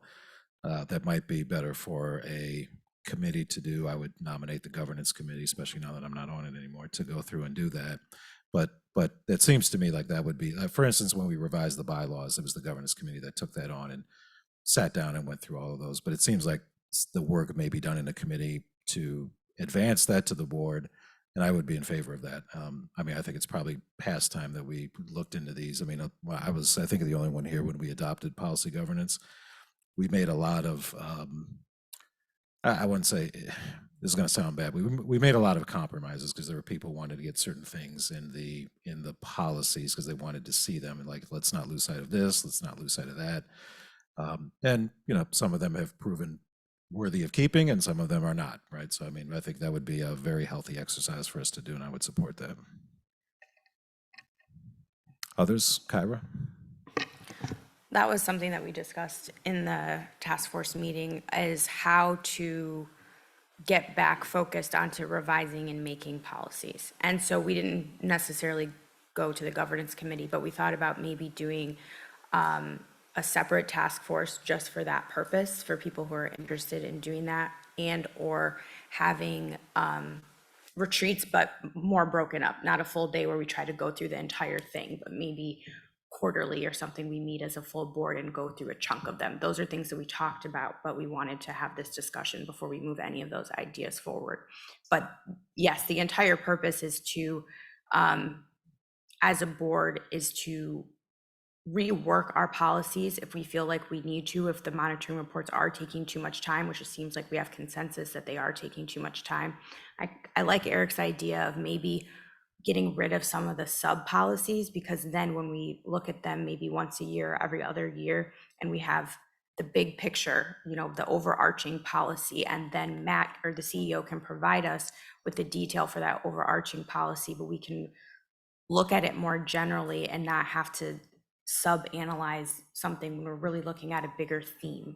And I think, the ends are obviously the most important. We want to review those every year, but I think we have a lot of policies that don't need to be looked at with the amount of frequency that we are. So all the things that you've mentioned are things that we've talked about in the task force, but we just need to have some consensus to move some plan forward. And the reason why I didn't necessarily like the idea of taking this to the governance committee is because the governance committee is the body that does this all the time. So it's the same people who, a lot of them, well, now Eric's going to be gone, but were there when we implemented policy governance. So I think, to your point, having some fresh eyes look at this and say, well, do we really need this, or can we tweak it this way, would be helpful to have a different set of board members do that. And then move those suggestions to the full board. Yeah, I mean, I like the idea of a task force as opposed to governance. That would be, who could take on, especially just dedicate themselves to that. That would be good. I volunteer the new guy over there.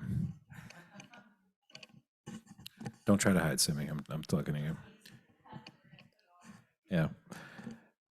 But thank you, Kyra. Anybody else? Mike, go. I'm sorry. Go ahead. Yeah, I really am reluctant to take up more time because I want to hear more opinions.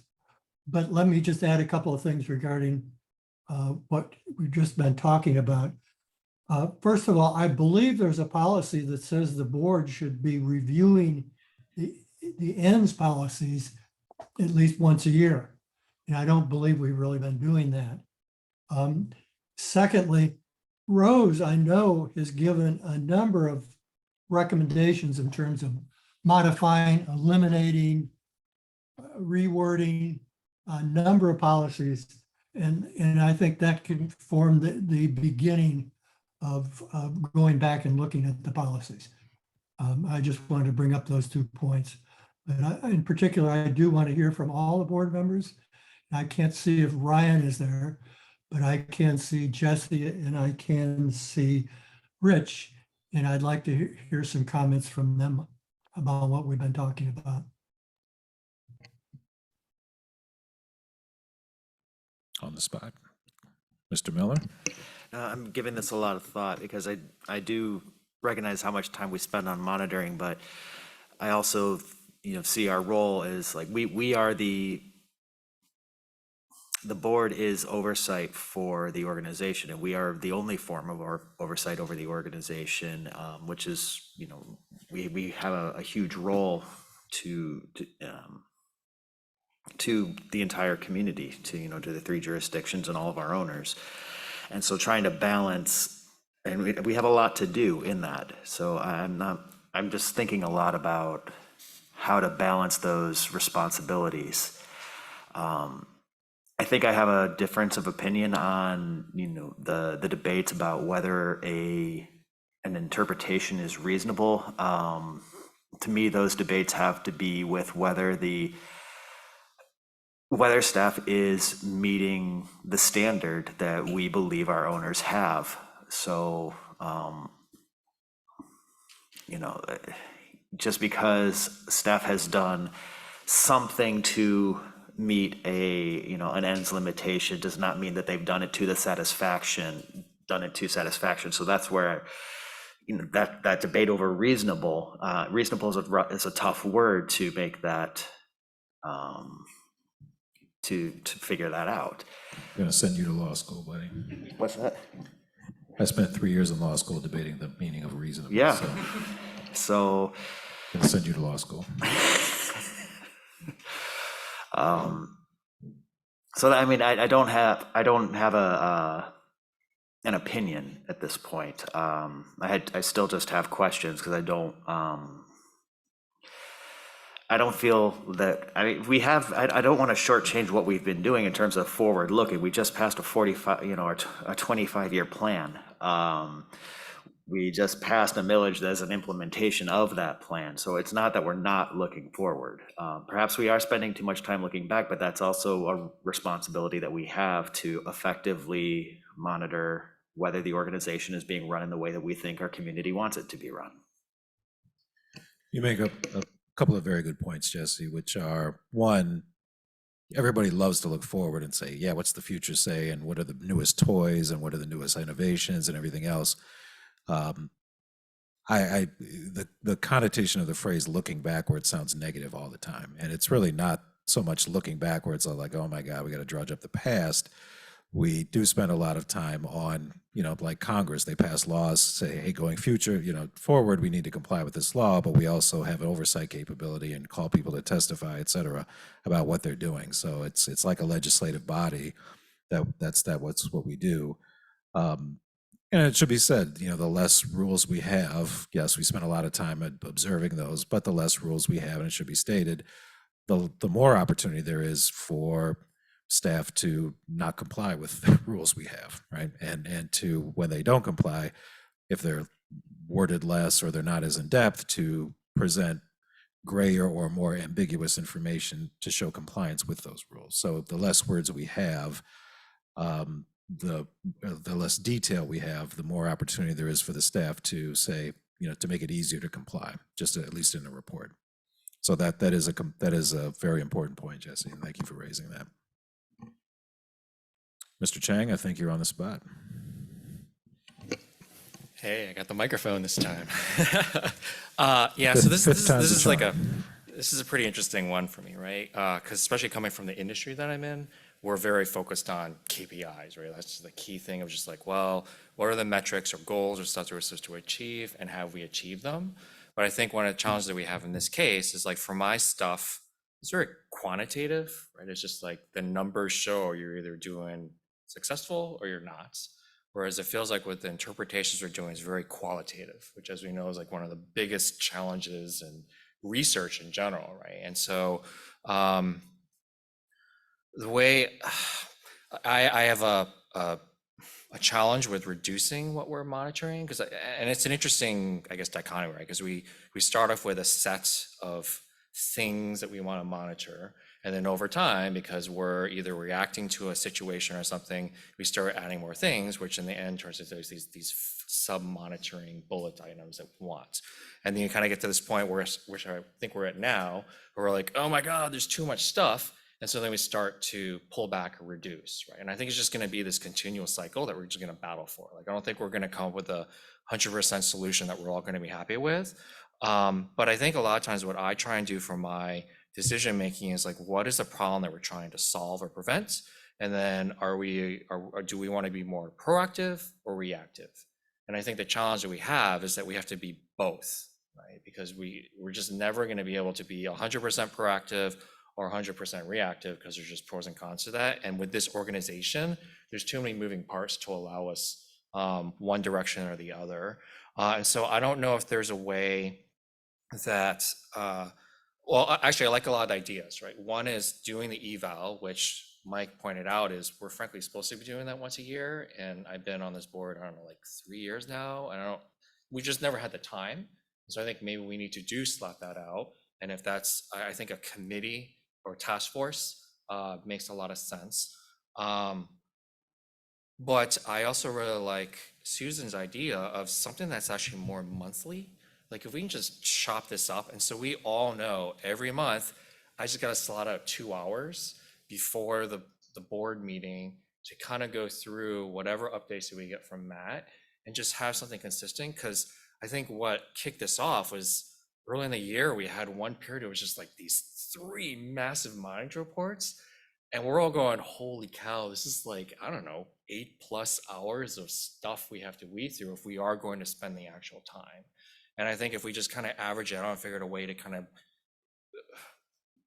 split it among the 12 months. And like we said, there's still some stuff that we probably only need to think about once a year or every other year.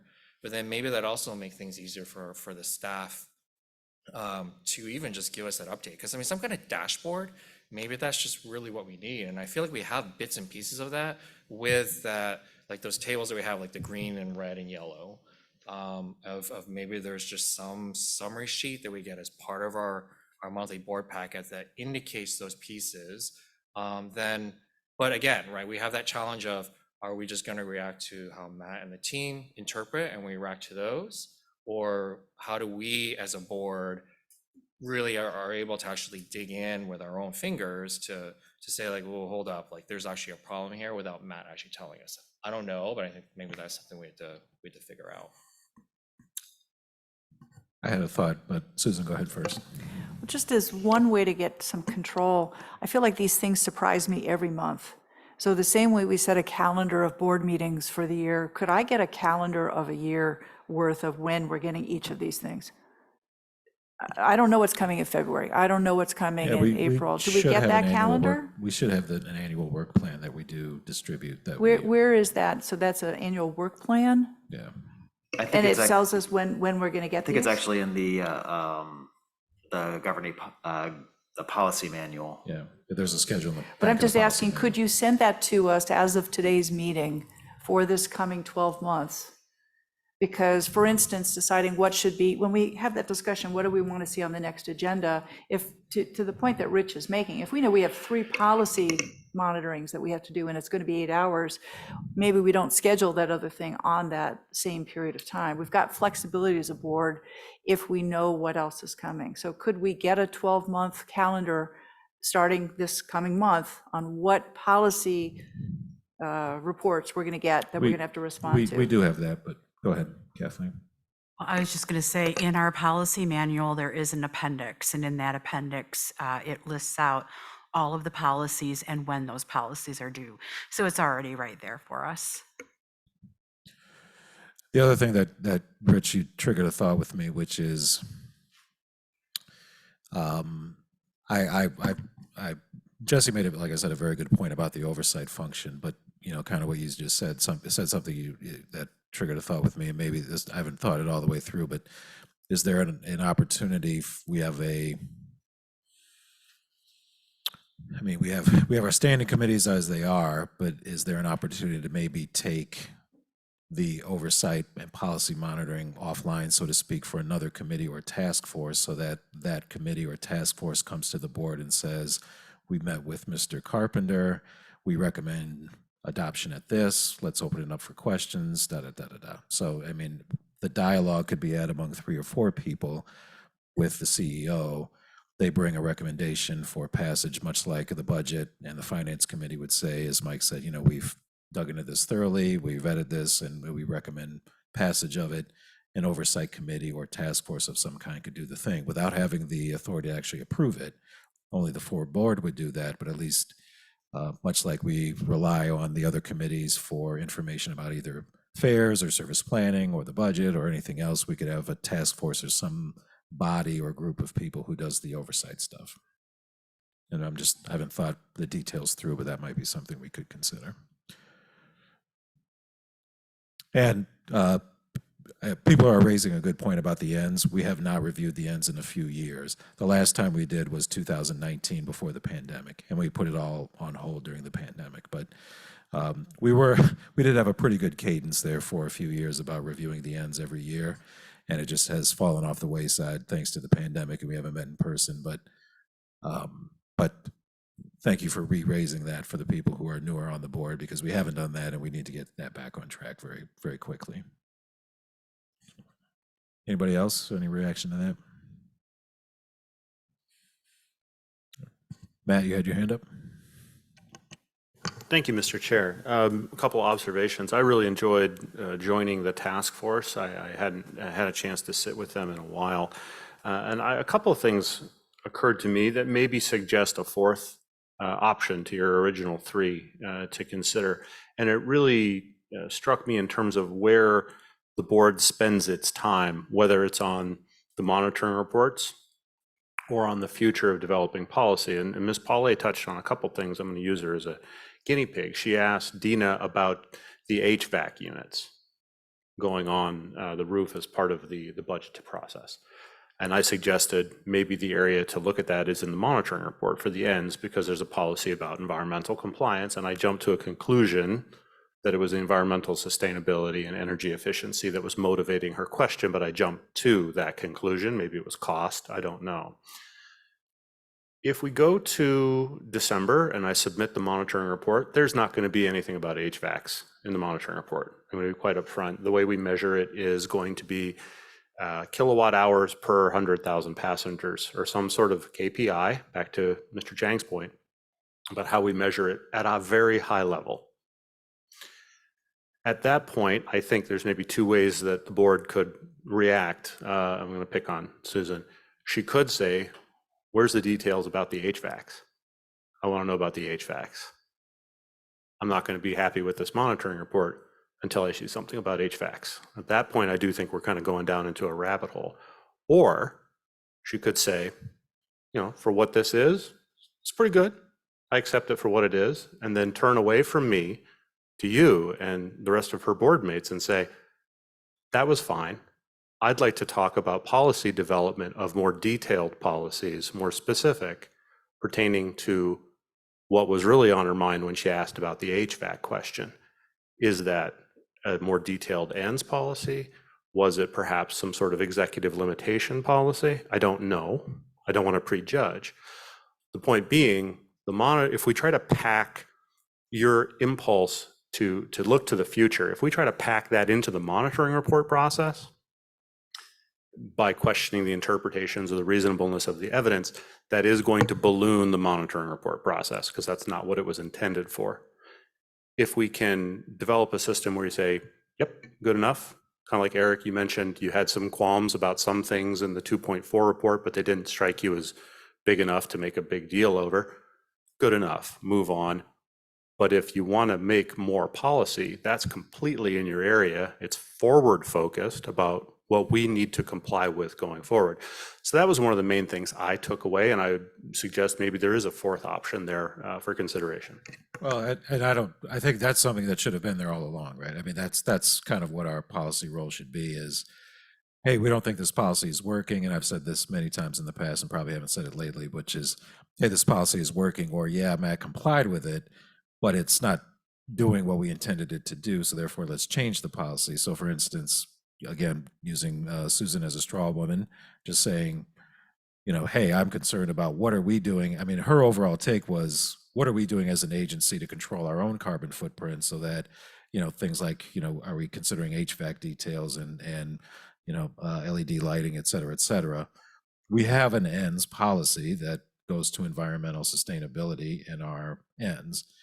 Susan could say, let's develop that further and go one level down to say the ride itself, not just its, fixed route service or whatever, but the ride's internal operations will also have some kind of measurement that the staff has to achieve, et cetera. So that is what policy governance is supposed to do. And that's, if we are feeling like we don't do enough talking about that, then, probably the onus is on us to carve out a space in order to do that. Maybe we just have a space at our meetings where we say, here's a policy development section where we, instead of, maybe it's immediately after policy monitoring, right? The policy monitoring report comes out and we all then say, all right, let's have a discussion about new policy development. Is there anything anybody wants to bring to the table for anybody consideration?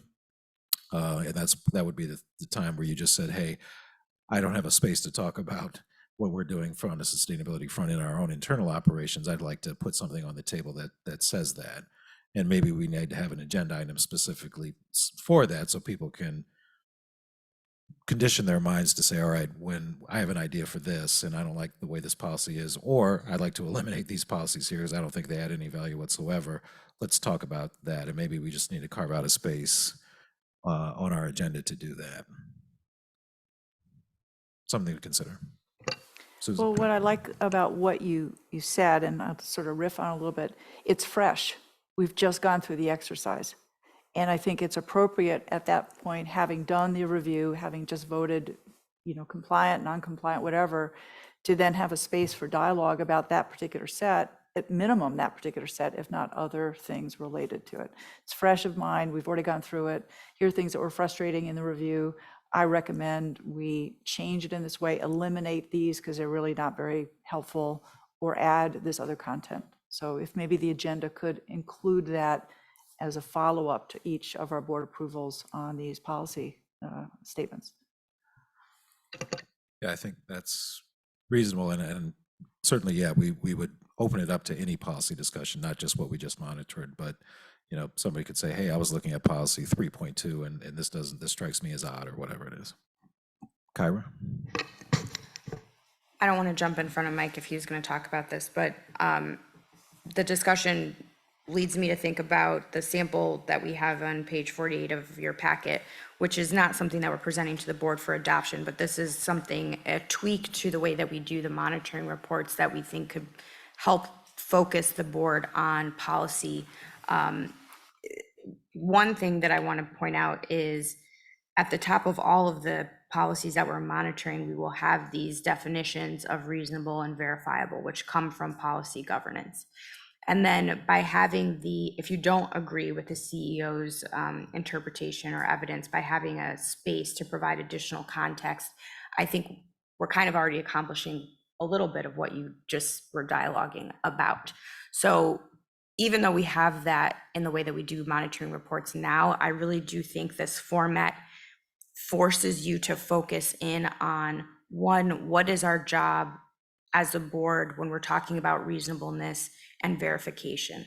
And then if you want to see something different, whether it's policy or even if you want to get a little meansy, there's a way to communicate that. And I think, Susan, some of your concerns, I'm putting words in your mouth, but where you feel like you don't know where to communicate or how to communicate concerns, it can go here. But I also want the board to know that, like, you can just ask Matt. Like, every piece of information that you want to see, I don't think the expectation should be that those are in the monitoring reports, because everybody's going to think of some little thing that, oh, when we're monitoring this, I thought of this, but it doesn't necessarily belong in the monitoring report. It's just something that you personally want to know about, which is great. And I think staff are open to those questions in that dialogue. But as far as the monitoring report, we don't want to get too far off in this is what I want to see, and I want to see it in this format. We want to just make sure that we're doing our job of oversight.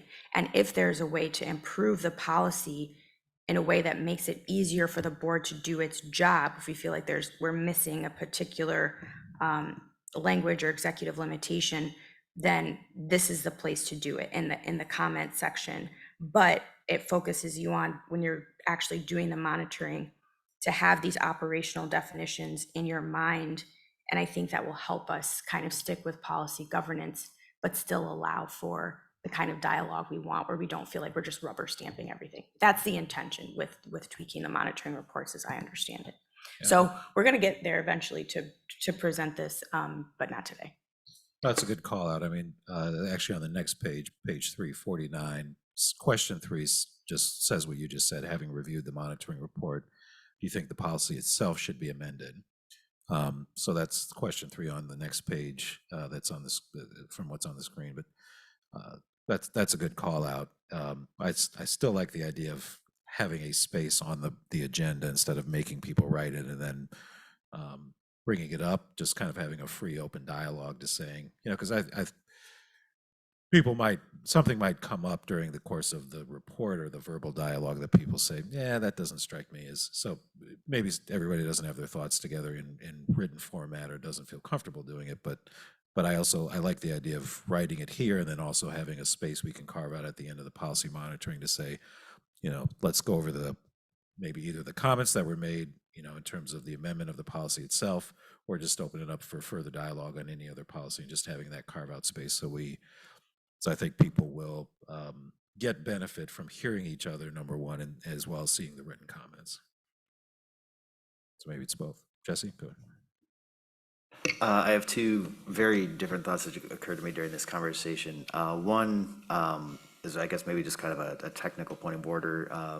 Something I think the service committee talked about that we failed to do, but it's in the, we voted, it's in the minutes of our meeting, is that we had intended to bring a secondary recommendation to review policy language, and the service committee has volunteered to take on the review of the language of, which one was it? Is the 2.2 external relation, or I don't know if that's the actual policy number, if that's the agenda number, but 2.9 external relationships. So maybe I'll toss that in emergent business at the end of the meeting. Oh, right, we haven't gotten there yet. So it's weird to have the monitoring reports spread out in the meeting. I'm kind of, all right. And so the totally different thing was that I was thinking about that the ends are the more forward-looking, like those are the policies that we put out that actually kind of say this is where we want the organization to go. Whereas the ends, I think the ends limitations tend to be like, a series of statements. Matt, don't do that, and Matt comes back and says, I didn't do that, and but there's a lot of past tense in terms of that monitoring. I remember last time we did the ends monitoring, feeling we all felt completely overwhelmed trying to and rushed trying to do the entire thing all at once. And we had discussed at that time that maybe we needed to spread out the ends monitoring reports over the course of the year so that we could spend time on that. And that might be in cooperation with the ends, or with the ends limitation monitoring, a way for us to reintroduce forward looking throughout the course of the year. I just want to throw that idea out there. Thank you. Others? Rich? I don't know if I'm throwing a wrench in all this, but We Just just, wanted- could I just mention, we spent like way more time on this than our $67 million budget. I'll just mention that. Anyway, go ahead, Rich. Um, maybe, is it worthwhile for us as a board to maybe evaluate, because we have talk about task forces, we have committees, maybe we should maybe evaluate what we do and what they're supposed to do. Because frankly, for me, like I've been on the finance committee, but I've also really felt weird being in that committee because I don't feel like it really taps into like areas of my expertise. Whereas some of the other committees, I always thought maybe I could contribute more there. But I just wonder if there's a different way maybe we can structure the committees. I'm not sure the committees that we have right now between finance, service, or whatever are required by our bylaws or something, or if we can actually be flexible with what they do and even how often they meet.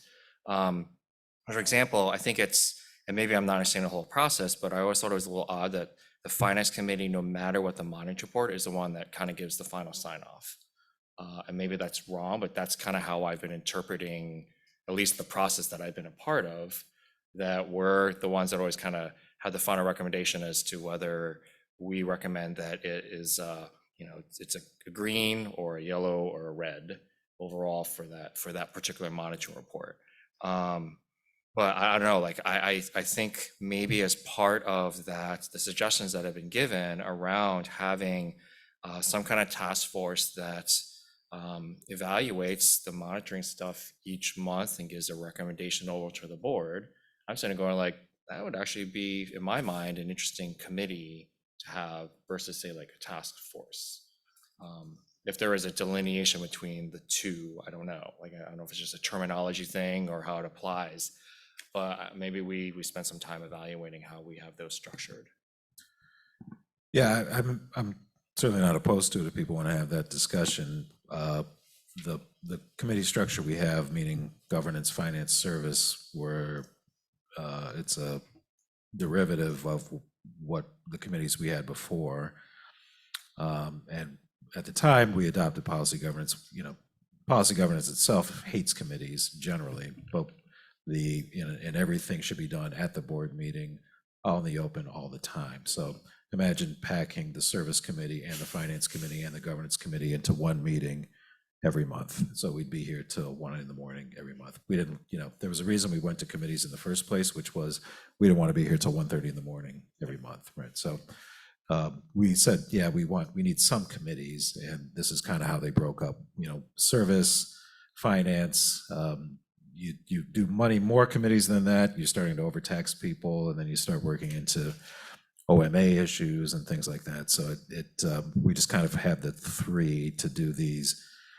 But certainly, yeah, we're open to dialogue. And yes, it is kind of baked into some of our documents. So we would have to go back and change some of the documents, which is not a big deal if we really think we want to restructure what the committees do.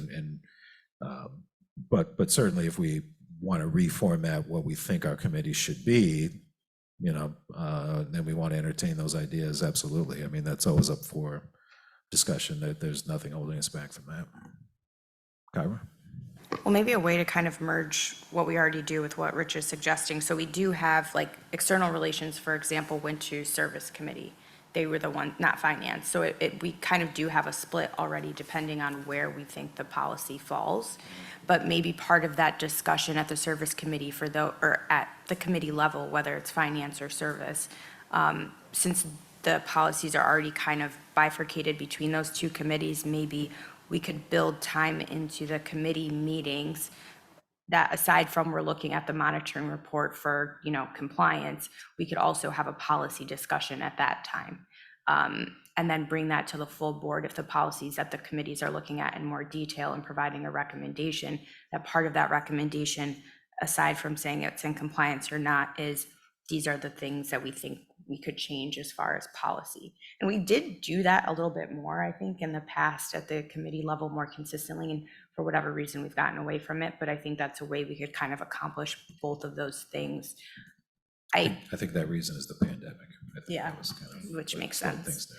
So maybe, while we're having the discussion at the board where we know at the board level we need to change, it might be a good idea to have a separate policy task force for the time being to kind of do a big chunk of the work, since we have probably a lot to go through to all of our policies. But then after we have that, or maybe simultaneously, we could have a focus at the committee level on our agendas of not only are we reviewing this policy for compliance, but a agenda item is, do committee members have any suggestions for modifying the policy that we've just monitored?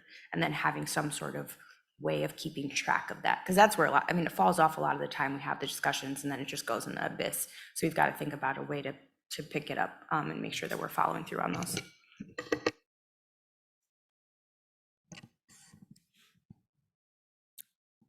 More?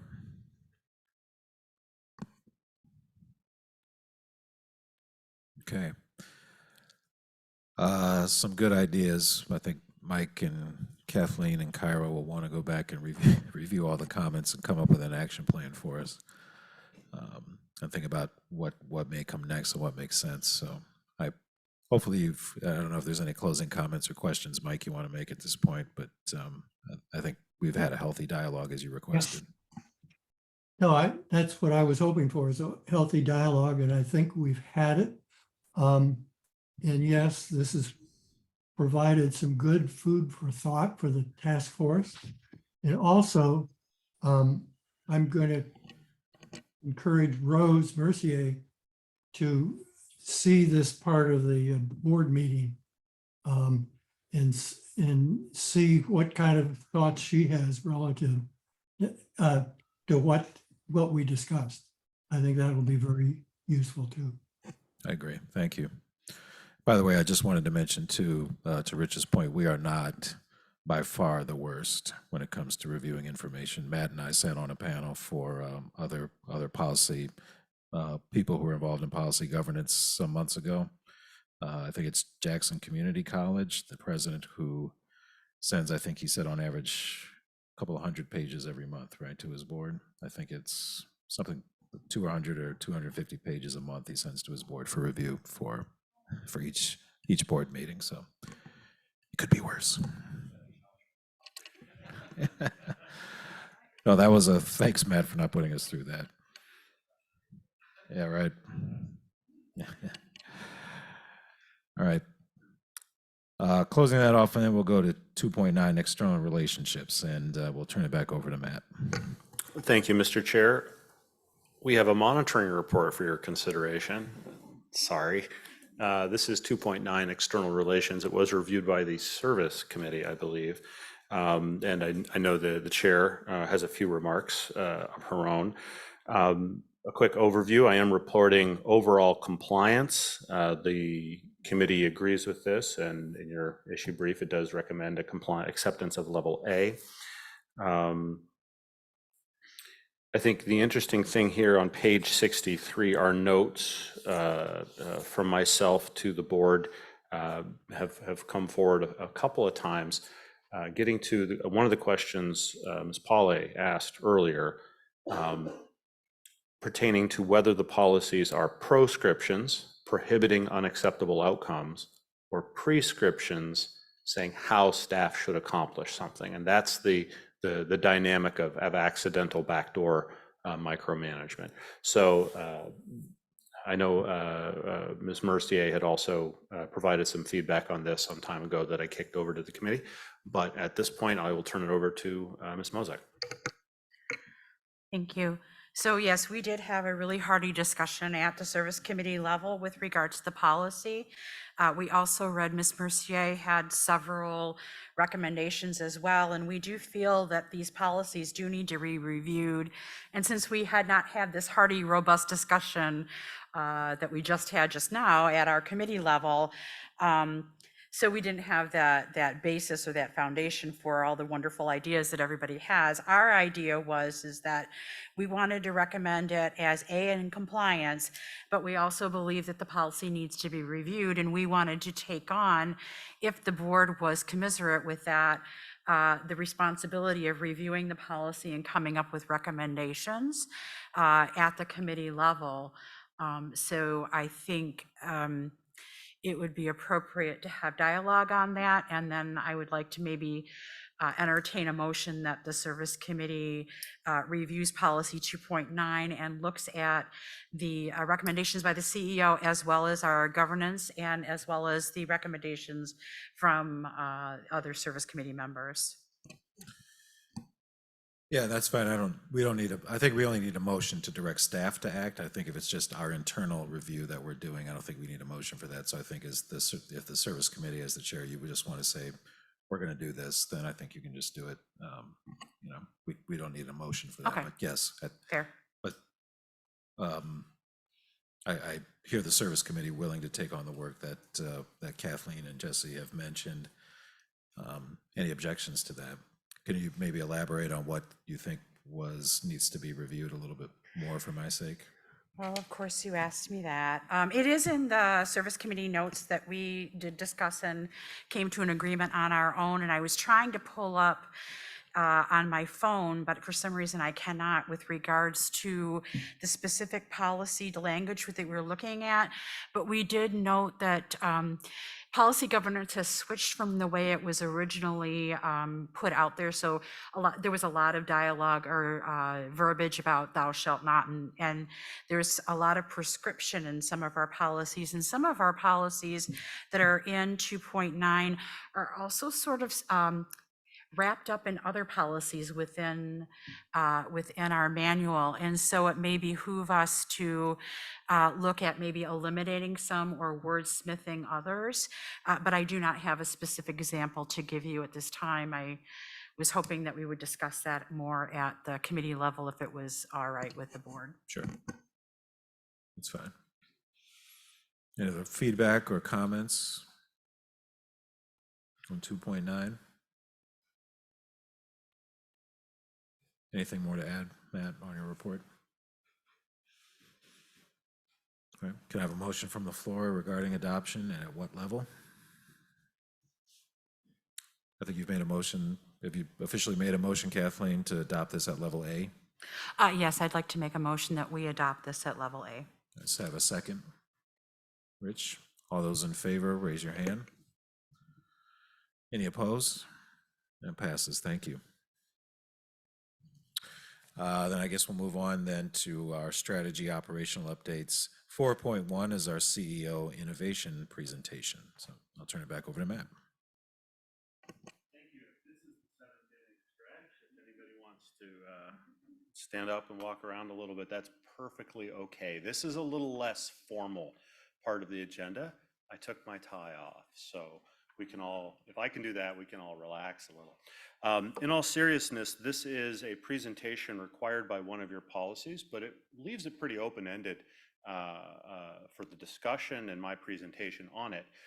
So we can be a little less formal to this part of it. So you do require me to give you a presentation annually on innovation in a general sense, and so I wanted to give you a little bit of thought today on that subject. I wanted to share, first of all, one innovation that I was personally part of that I'm very proud of. In my last posting, if you will, my last job in Alberta, Canada, where I did work with Mr. Forrest Yang, we had a chance to introduce this technology, first in the jurisdiction, double-decker buses. These were, like I say, the first in the jurisdiction. They were not street legal at the time we began the discussion, so we changed laws to bring these pieces of technology to the province.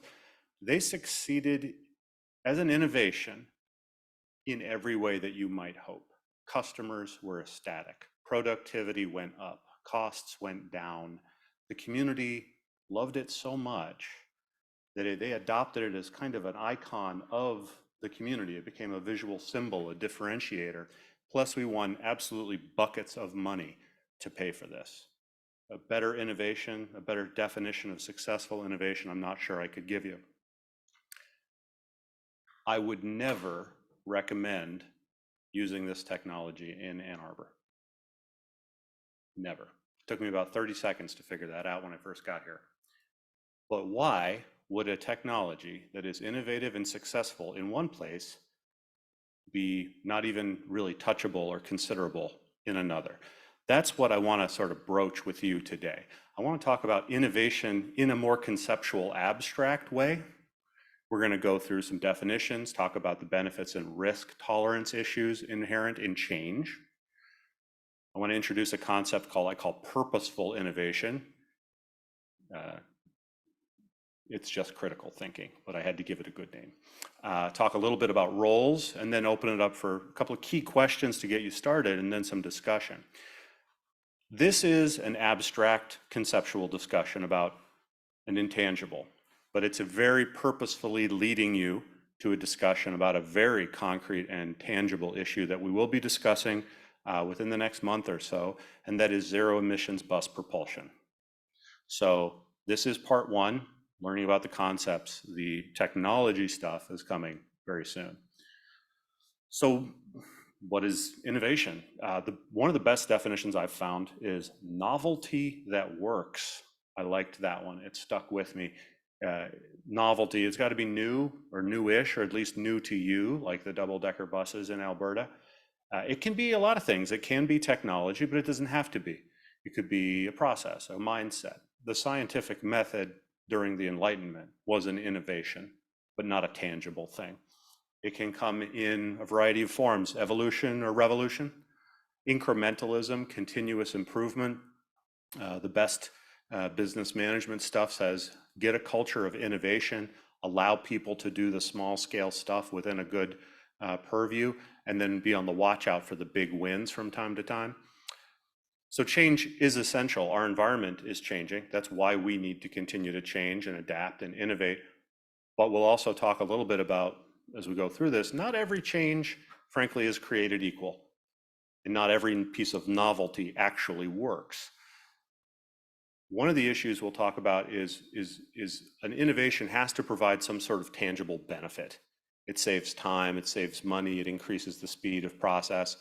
This starts sounding like what policy governance encourages you to do in setting priorities, telling us as a governing body what the organization does, for whom, and at what cost. Spoiler alert, that's about priorities, the P word. You're going to hear me repeat that a couple times tonight. So innovation at TheRide, we actually have a long history of doing this. We were one of the first transit agencies in the country to have real-time information systems in the mid-90s. Our FlexRide system is really our version of ride hailing or Uber.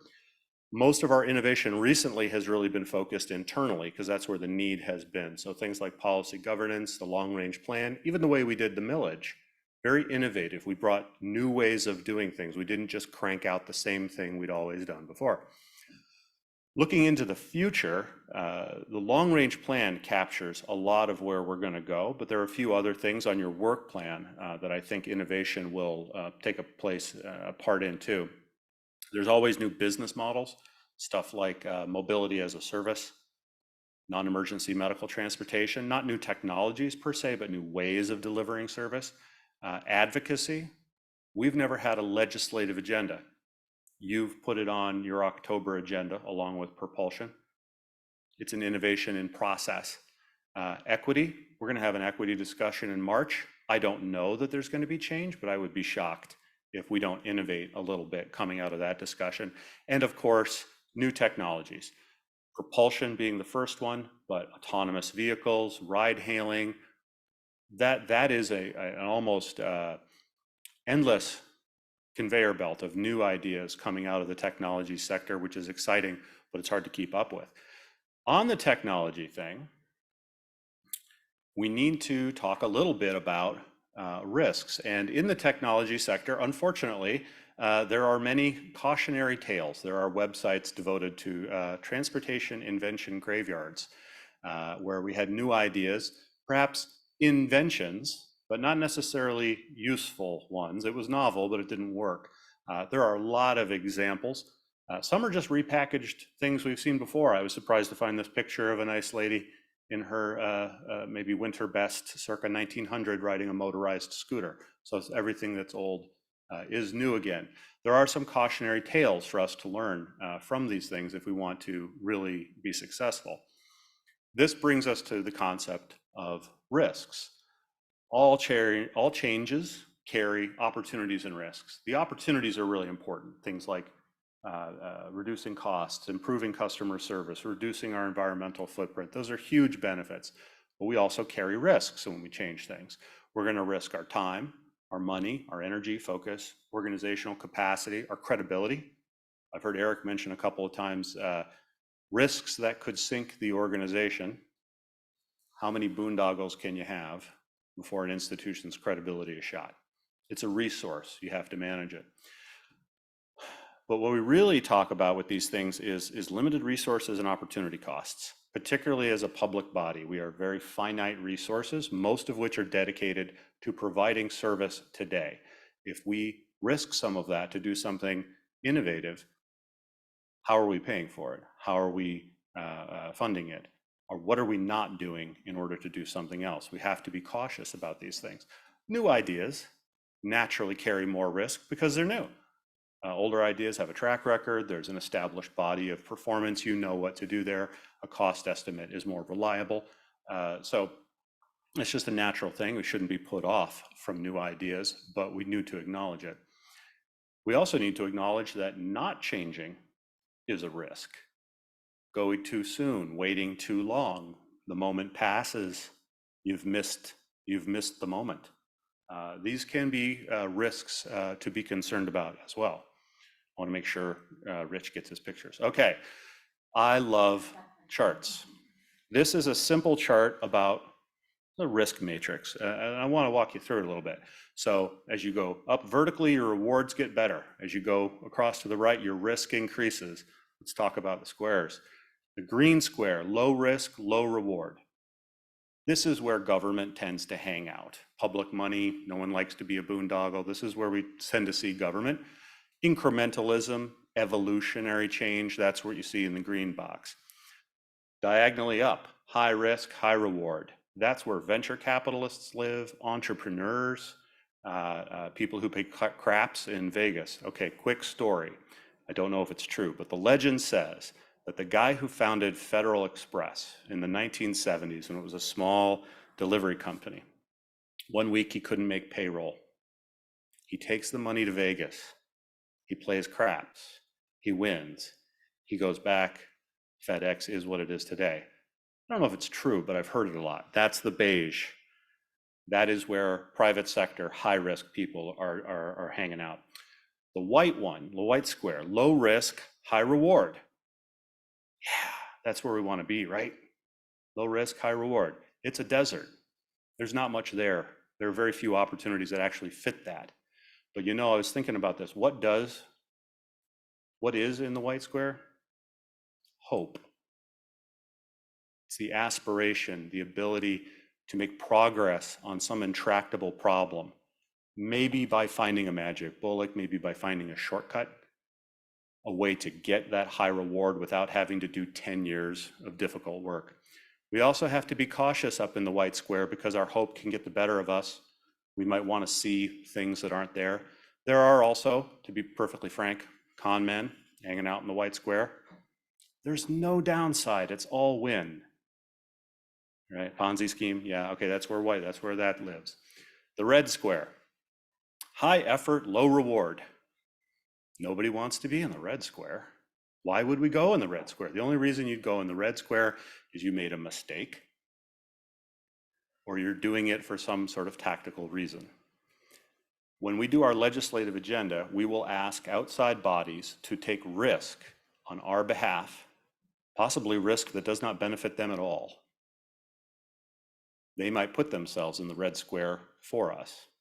Conversely, we have people who ask us to take on risks that may or may not benefit us. We may or may not choose to put ourselves in the red square. The distribution of the risks and the benefits and who pays and who benefits becomes an important part of this dynamic, and not saying necessarily the right or the wrong, but just we need to know. Right now, every single one of you might be thinking, where am I? What square do I live in? I'm putting Rich in the beige square, just so you know.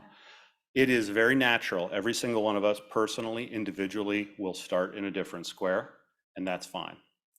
The other thing we'll have to grapple with is what is our collective risk tolerance. as fiduciary stewards of a public institution, Rich may want the beige square, I'm picking on Rich, but he may pull in his horns a little bit because he's responsible for something that, 6,000 people a day rely on to get to work. That might temper his enthusiasm a little. I want to introduce another idea, another way of seeing risk and discussions and decisions, and I'm thinking about the video very soon. This is something I came across a little while ago called the Gartner hype cycle, and we're going to have a video that explains it better than I do in a moment. But this is an interesting one because it was developed by venture capitalists who are looking at making money. They're the people up in the beige box. They need to get in early, be early adopters on technology that either is going to make them a lot of money, be the next Google, or potentially end up like those bikes in a river that we saw in one of those pictures earlier. Which one is it going to be? Gartner grapples with the reality that we tend to value new things a bit more sometimes than the evidence would support. So rather than me tell you about it, I'm going to ask for a video to be played. Keep in mind it's about 9/10 value, 1% sales pitch. We'll talk about that afterwards. Go ahead. AI, the Internet of Things, blockchain. Chances are you're overrun with data and information chaos. What you need is clarity and the answer to one critical question. Is the hype real? It's a question you, as a leader, will need to answer. This is where Gartner Hype Cycle comes in. The ultimate value of the hype cycle, which we've seen proven out again and again, is that it provides an objective map that helps you understand the real risks and opportunities of an innovation, so you can avoid adopting something too early, giving up too soon, adopting too late, or hanging on too long. Here's how we do it. Gartner Hype Cycles chart the path an innovation takes, from when it first enters a market to when a typical business is likely to benefit from it. We look at specific technologies like, say, machine learning, as well as trends, concepts, methodologies, and management disciplines. Chances are, if it's generating buzz in the world and questions for you, we review it. There are currently 95 standard Gartner Hype Cycles. Some of the most popular include the Hype Cycles for emerging technologies, artificial intelligence, and the digital workplace. As for how it works, we start by taking an objective look at the expectations surrounding an innovation. That's the y-axis. Then we relate it to the proven value of that innovation over time. That's the x-axis. Then moving from left to right, we track an innovation as it moves through 5 predictable phases, with some examples from recent hype cycles. Phase 1 is the innovation trigger. That's when an event like a technological breakthrough or a product launch gets people talking. Startups emerge, venture capital investment skyrockets, and first mover organizations start launching experiments. Phase 2 is the peak of inflated expectations. This is when the excitement brings in more suppliers and people using the product. There's a whole lot of media coverage and hype, but there's still limited proof that the innovation can deliver what you need. Then there's phase 3, the trough of disillusionment. This happens when the original excitement wears off and early adopters report predictable performance issues and low returns on investment. Phase 4, the slope of enlightenment. This is when early adopters see initial benefits and others start to understand how to adapt the innovation to their organizations. Finally, we reach phase 5, the plateau of productivity. At this point, more users are seeing real-world benefits. The innovation goes mainstream. It often takes between 3 and 5 years for an innovation to move through the 5 phases. But of course, the speed varies and some don't stay the course. They disappear from the hype cycle or get replaced by something better. No one can predict the future, but hype cycles get as close as you can to tapping into deep research, surveys, and conversations with technology suppliers and Gartner clients. Clients can even select technologies that are most relevant to them. There is hype and there is reality. And with our hype cycles, you have the insight to make smarter decisions.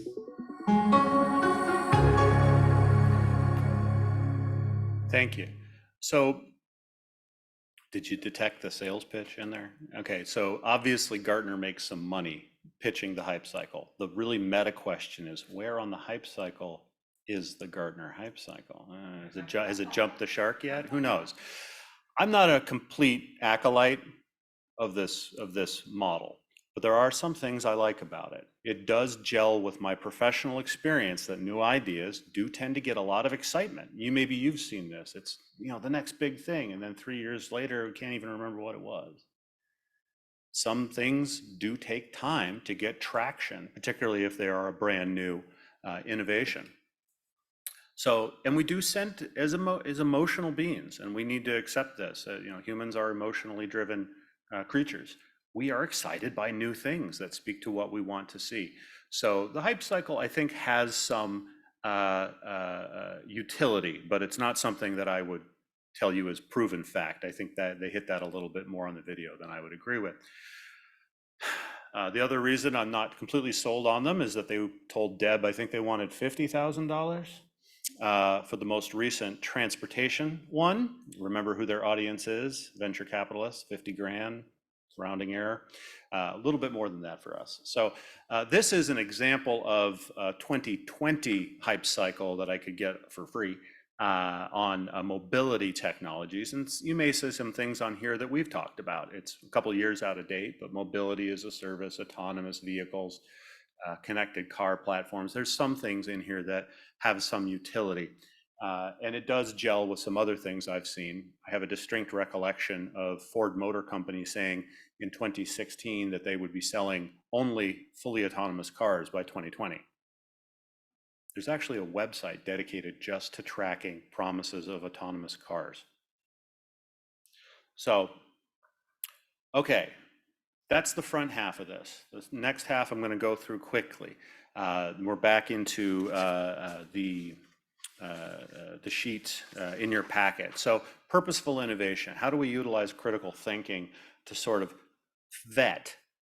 think through the various options that exist for us, whether it's technology or what?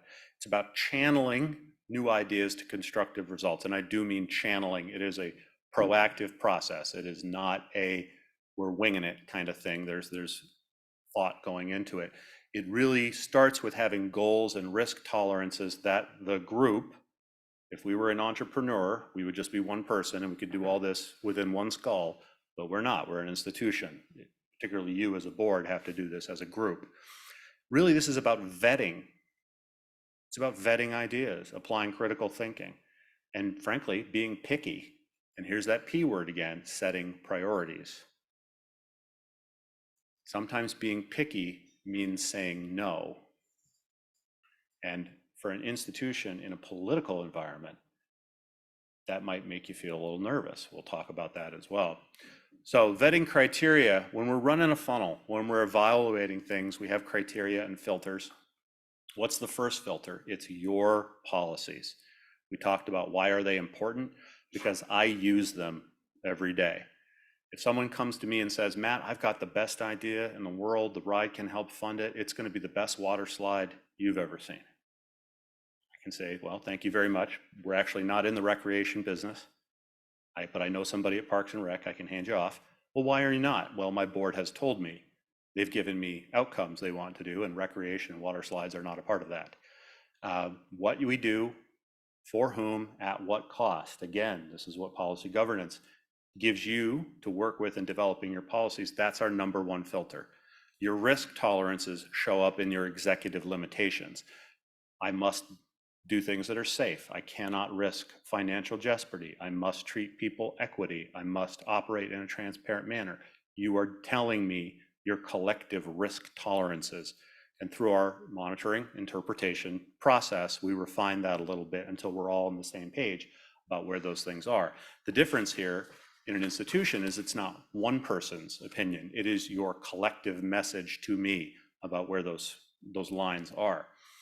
After that, staff get involved. We utilize our professional opinion within the boundaries you've set, or professional judgment, to begin to vet things. And this is where we start to look a little bit like the Gartner people, rolling up our sleeves, doing a lot of research, figuring out what are the benefits. Is it feasible? Is this nuclear-powered hovercraft that's been pitched to me actually a workable thing, or is it a pie-in-the-sky idea? Are there alternatives? It's a great idea you got there. It costs twice as much as the other thing that does it just as well. Why would we do that? Risks. Have we looked at the risks?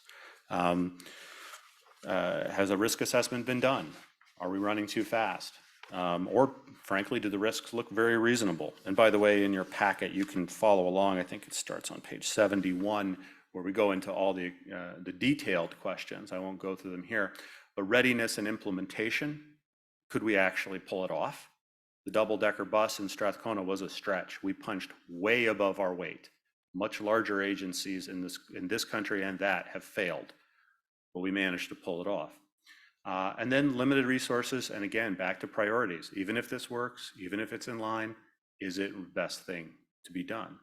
So I'm not going to go through all of the list of questions that we have, but I do want to talk about one, organizational capacity, in part because it's very much on my mind these days.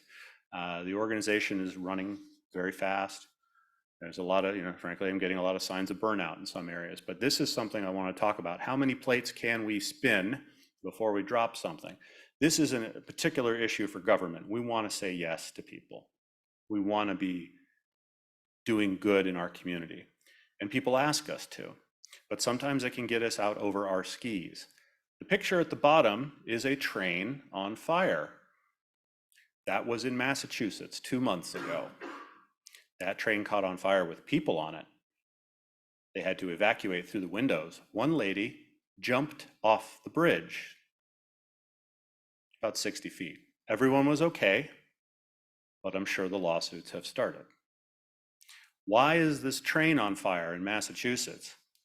Boston has some of the oldest transit infrastructure in the country, and they have, and I know people at the MBTA, and I apologize to them in advance, they have not done a good job of maintaining it. The staff are great.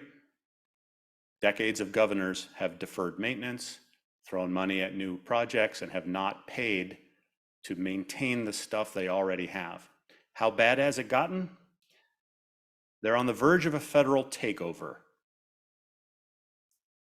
Risks that crater an organization. Imagine as a board, you've done such a good job that the federal government has defenestrated you, told you to sit in the corner. A technocrat will be appointed to make all of your decisions. He may or may not let you know when he's done. That is a risk.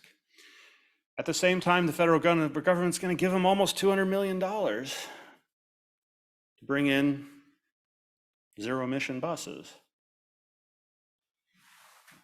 Which way are we going here, guys?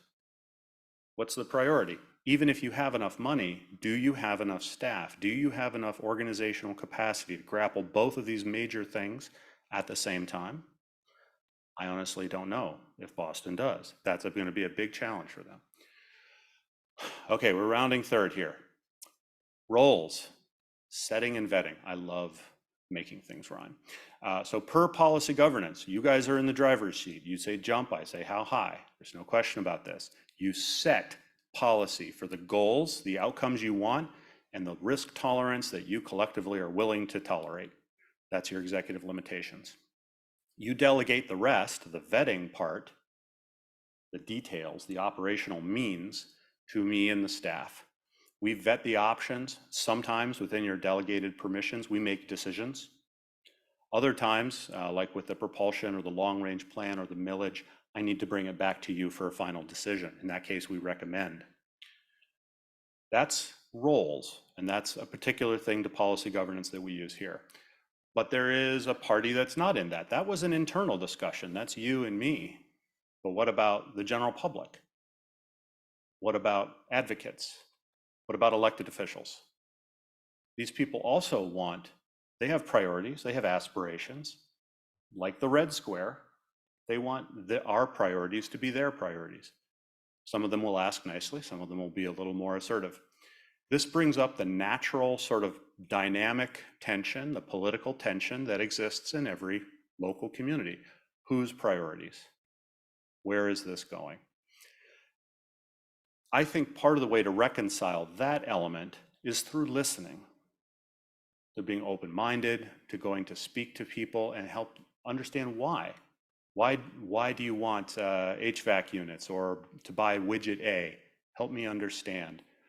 Oftentimes, what I find in discussing these things with people, it comes down to efficiency or safety or an environmental concern. And I go, we actually share that value. We have that value as well. Our board has already said that's a value. We're on the same page. We may not be completely aligned in exactly how to execute it, but we're already halfway there and we're working together. That goes a long way, in my experience, to reconciling some of these challenges. Okay, key questions, time for discussion, if we have the energy for that. These are questions really towards you as the board. You're the audience for this presentation. And I thought, what would I want to ask them? What uncomfortable things would I put to them? Are you comfortable with your policies? That is your collective instruction to me about what we should do, for whom, and at what cost. It is your collective it's the manifestation of your collective risk tolerance. You, I think, more or less have told me, don't go too far into that beige square. Don't risk financial jeopardy. There's a lot of wiggle room in there, exactly what that looks like, but you have said that. What is your collective risk tolerance? How far into that square would you be comfortable with? Are you comfortable with the roles that I've just outlined in terms of setting and vetting? That's just me giving a rhyming label to what policy governance says our roles are. Are we comfortable with that? Are we comfortable with how we balance the internal and external? Something I didn't mention, and Rich and I have talked a little bit about, because he's working on the ownership linkage task force. In those discussions with people, perhaps outside folks, perhaps moral or legal owners, sometimes they will speak as beneficiaries or as consumers or as stakeholders with an interest. But sometimes even within the same sentence, they can say something where they suddenly start speaking as an owner and they express something about a value. Some of that stuff is for me, but the value statements from owners are for you guys. So I do think there's a dual role for both of us in there in dealing with particularly external folks, because I could talk to somebody who's a beneficiary and they suddenly say something that's ownery, or vice versa. So there's definitely going to be stuff there. So with that, these are the questions I would put to you. If we have any energy left at 9:10 on a Wednesday, happy to answer questions about any of the pitty colors I put up there, or any of the discussions or thoughts. Let's open it up. Susan? So thank you for the presentation. I was intrigued by that. It would suggest that, I don't know, to me, I sort of took away that these innovations, there's the risk, kept hearing about the risk. Well, one of the innovations that's happening around not just the country, but the world that I'm following, that I'm interested in, is I think we're up over 100 cities around the world are offering free transit. And as a little guy, the ATA doesn't have to be the ones that go out there and test it. It's already been tested. So as you heard earlier, my goal is ridership. I'm really worried that simply having a new ride guide isn't going to do it. If we're really going to build to a ridership that matches where we were pre-pandemic, much less exceed it, we're going to have to be more aggressive than that. And so my question is, I can't think of something that's less risky, because if only 6% of our budget comes from fares, and in fact, we get bonuses for increasing our ridership from some of the other sources, not the least of which when we go back to the community in 5 years with a millage request and our ridership is through the roof, it would seem like that would be an area, set aside the technology, where there's a lot of knowledge out there. There's data points, the concern I'd heard before was if it's free, we're going to have people just camped out on the bus. Well, let's find out actually what the stats were. Did they have a lot of incidences when that happened? Or did they find that the ridership was increased? My one experience is prior to you being here, we had a free downtown circulator, and it worked fabulous until the time we tried to institute 25 cents, and then people stopped riding it. So it was my example where free meant back to the credit card. It's just easier. You don't have to think about how much is it? Do I have the correct change in a world where all I have is a credit card? So I guess that would be my example. That's not technology, but it's within your knowledge. I know you're an active member of APTA. There's a national organization that there's data being received. Could you find out things for us around initiatives like free fare? What was that experience? And I know Olympia, Washington, I made a note to myself, in Kansas City, Missouri are two. And those are huge cities compared to Ann Arbor. That's an innovation with a value behind it of increasing ridership. My goal is ridership.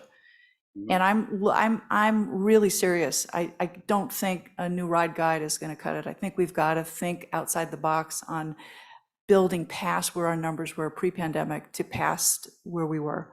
And that's an idea that I'd like to see. Did it actually increase their ridership? If that's my goal as a board member, my value is a ridership. As Mike said so well, why are we here if we don't have people sitting on the bus? It seems like a low risk, high reward. It would be in that box of your matrix. So I guess that would be an area where, as a board member, I'd really like to know if you could bring back from APTA and other sources those kind of innovations that are low risk, high reward. Again, if only 6% is fares, that seems like a low risk avenue to explore. Thank you. So I'll respond with questions. I think you said this was a low risk, high reward. I think you said it was in the white box. Taking the data, which is only 6% of our budget is fares. Yeah. How many of you immediately are comfortable agreeing with that? How many of you would like more information? Increasing Which is what I asked for. Exactly. Yeah, that's all I asked for. I'm not bashing you. I'm using this as a good example because to me, that is merely a budget proposal. It reduces our revenue, much as a new route would increase our expenses. So from a budget perspective, it has the same net impact. If it's something we wanted to do, I'm just saying it is a possibility. But let me also ask you, where do you think we are on any of these lines?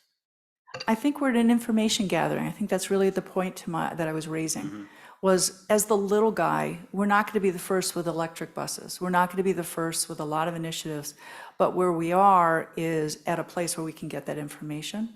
And so I'm back to the beginning point, which is R&D. And I'm just saying there's a lot of stuff out there that we could be getting information on before we start any kind of initiatives. And I'm curious how we go as a board to encourage you to bring back those pieces of information, whether it's propulsion, which we're going to hear about next month. I'm interested in what other transit systems have already learned, so we're not at the front end of a learning curve. So I'll answer this somewhat backwards. You set goals. Increasing ridership is one of those goals. You made it through the first filter. Into this, benefits, feasibility, alternatives. Can it be done? Yes, it can be done. Some places are doing it. Could I get more information on it? Yes, absolutely. On risks, feasibility, benefits, readiness, implementation, I could do all of that. Is it a priority? That's I think, a bigger question. Right now, with everything we've got going on, and my understanding of where I think we are in the hype cycle, I don't think I would make that a priority. Not because I don't think it's a good idea, but because of all the universe of other things that I've got, all the other plates we've got spinning, I'm not sure the juice would be worth the squeeze. However, I'm also watching these same things that you're hearing about. I would guess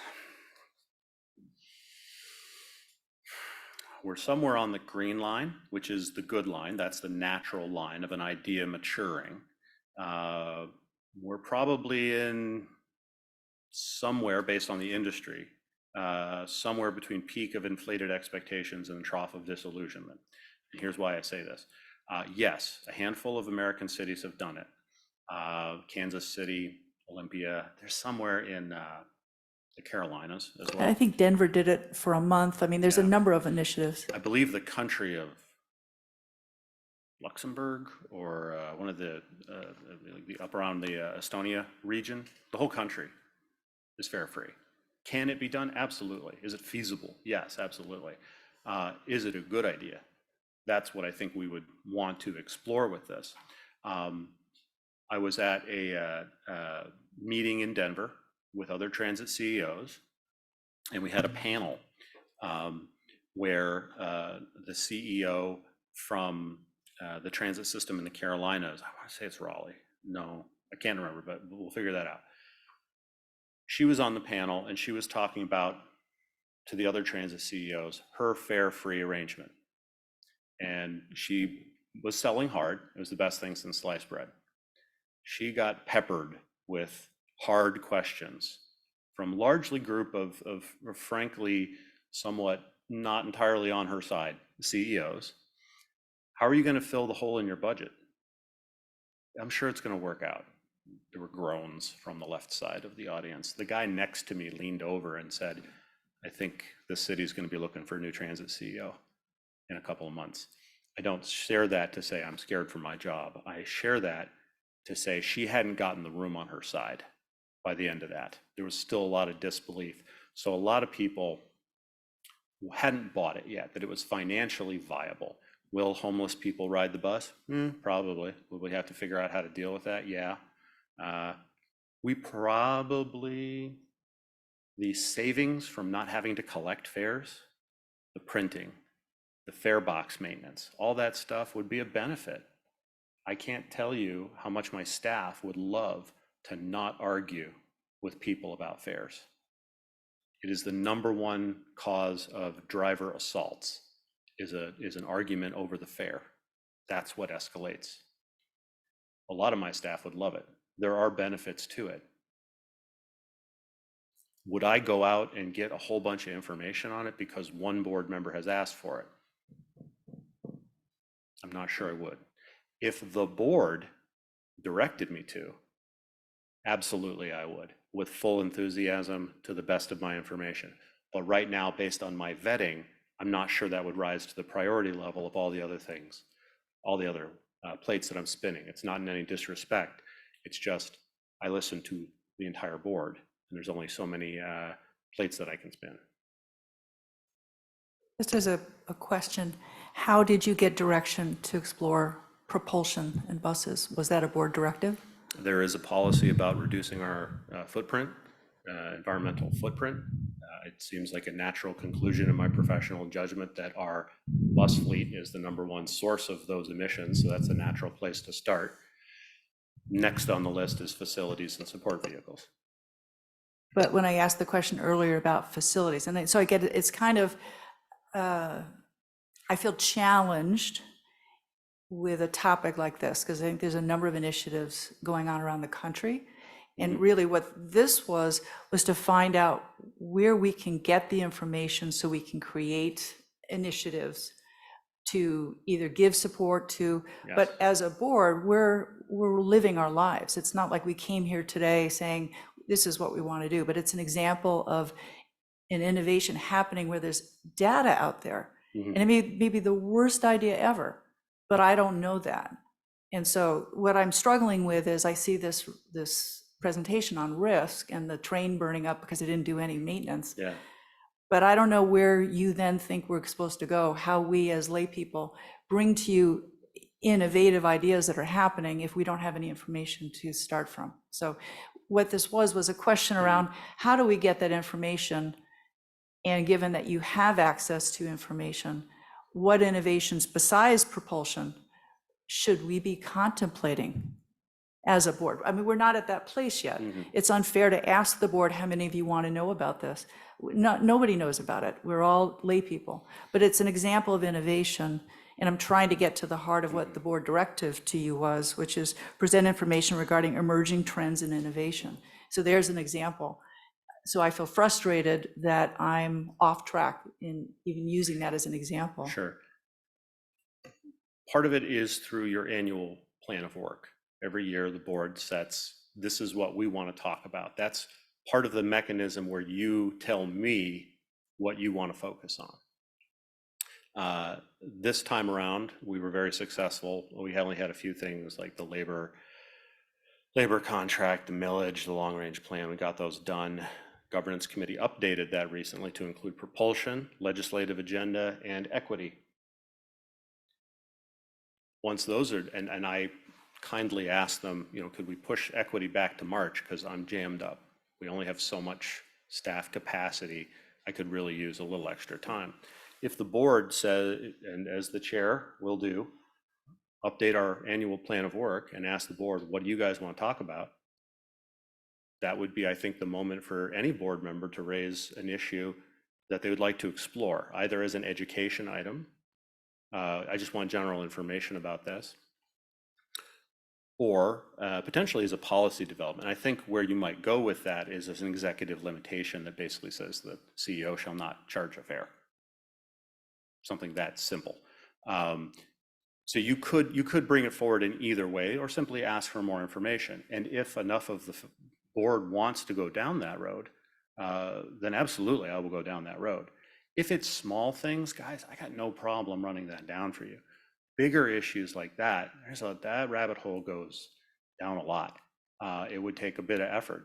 I'm not sure I can do that off the corner of my desk with everything else. I'm not saying no, I'm saying I lack capacity to follow every interest. But if the board collectively signals to me that this is something we all want to learn more about, absolutely.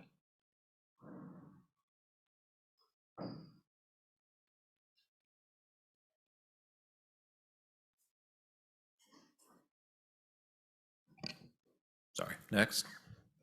Anybody? Thank you. Rich, do you have a hand up? Or anybody?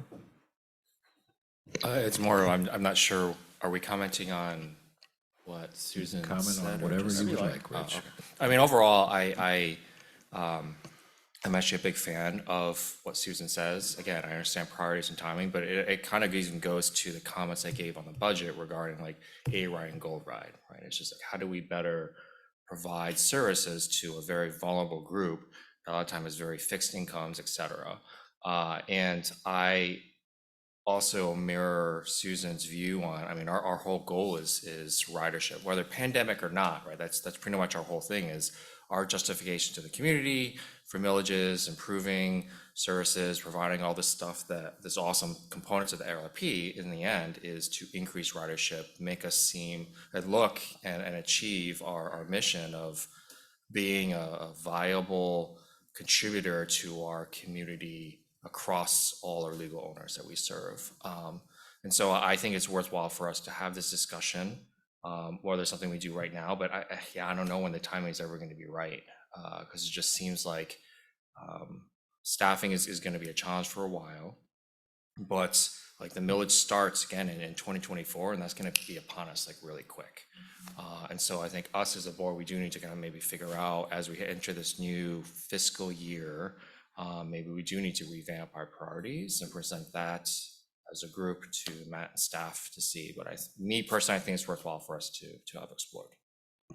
And one way, just to make sure I'm not throwing up a roadblock here. If the board tells me that's something you guys want interest in and I don't have staff capacity, I'll just pay a consultant to do it. Like, we'll make it happen. If that's an area you want to explore. If you wanted to ask me, what are the 10 best ways to increase ridership? Maybe that wouldn't cover that and maybe other things. We could do that too. It's where do we shoot our bullets? What are the priorities, back to the P word, about how we pursue our goals?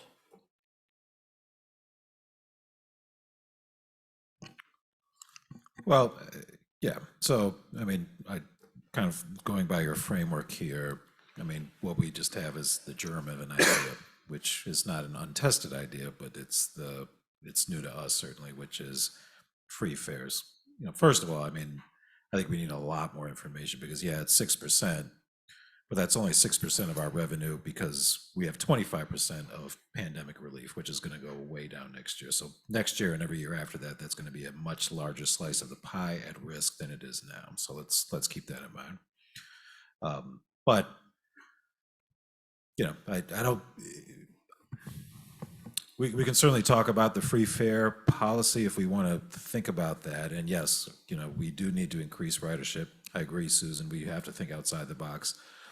The slow, steady, incremental, pace that we've seen, recovery in this space, in 4 years, if we're just at 80%, that's probably not going to get it done for us. So we probably do need to think about how can we make that quicker. Free fares has got to be part of that, but I think it's probably just an overall larger question to Matt of like, all right, innovate the top 10 ways we can drive this and come up with the 5 best that we can think about. And put some resources behind it if you want to get some consultants involved, like we did with the long range plan. I mean, we said, Matt, come up with this. He had to bring in some other help, so we brought in left turn, right turn, and that wasn't an easy, but it was well worth the cost and the effort. So I think it's, I think this is a board dialogue and not necessarily at Matt that we're directing this, but I think it's a dialogue among ourselves. So I think we have to say, hey, I think you're spot on, and nobody's going to disagree with that. And Mike has said it, Susan has said it, Rich has now said it, and I think we're all thinking it too, which is, yeah, and we said it when we executed the millage.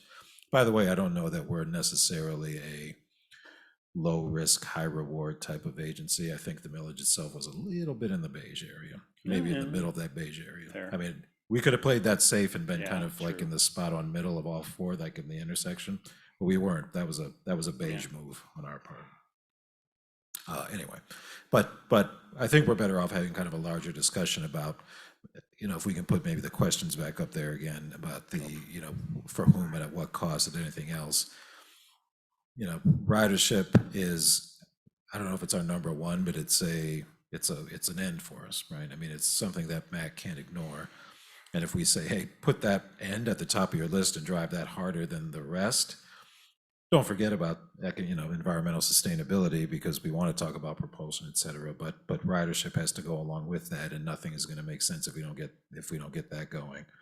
But I think those two are probably our biggest drivers. So in terms of innovation, what areas do we want to focus on? And I'm just kind of setting up a framework here, not necessarily suggesting anything we should talk about, but it's ridership and it's the sustainability question. By the way, to your question, Susan, there was board discussion and direction to say to Matt, please, go down this road and look at sustainable alternative fuels. We did say that to him.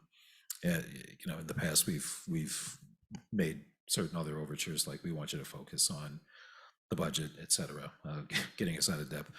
And we have to look at things that we've done in the past, for instance, the hybrid fiasco. I mean, that was, we, at one point, were leading the country in the terms of our percentage of our fleet that were hybrid buses, only to see that they didn't get the carbon footprint reduction we needed. They were hugely expensive to maintain, and the low emission diesel buses got almost to the same spot in terms of footprint reduction that the hybrids did. Fares, I think you're absolutely right. Once people stop paying for it, I loved your example. Once people stop paying for it, they stop valuing it, and then you try to charge them again, and they're going to reject it, right? So I mean, are they going to value the service so they don't have to pay anything for it? That's kind of what concerns me.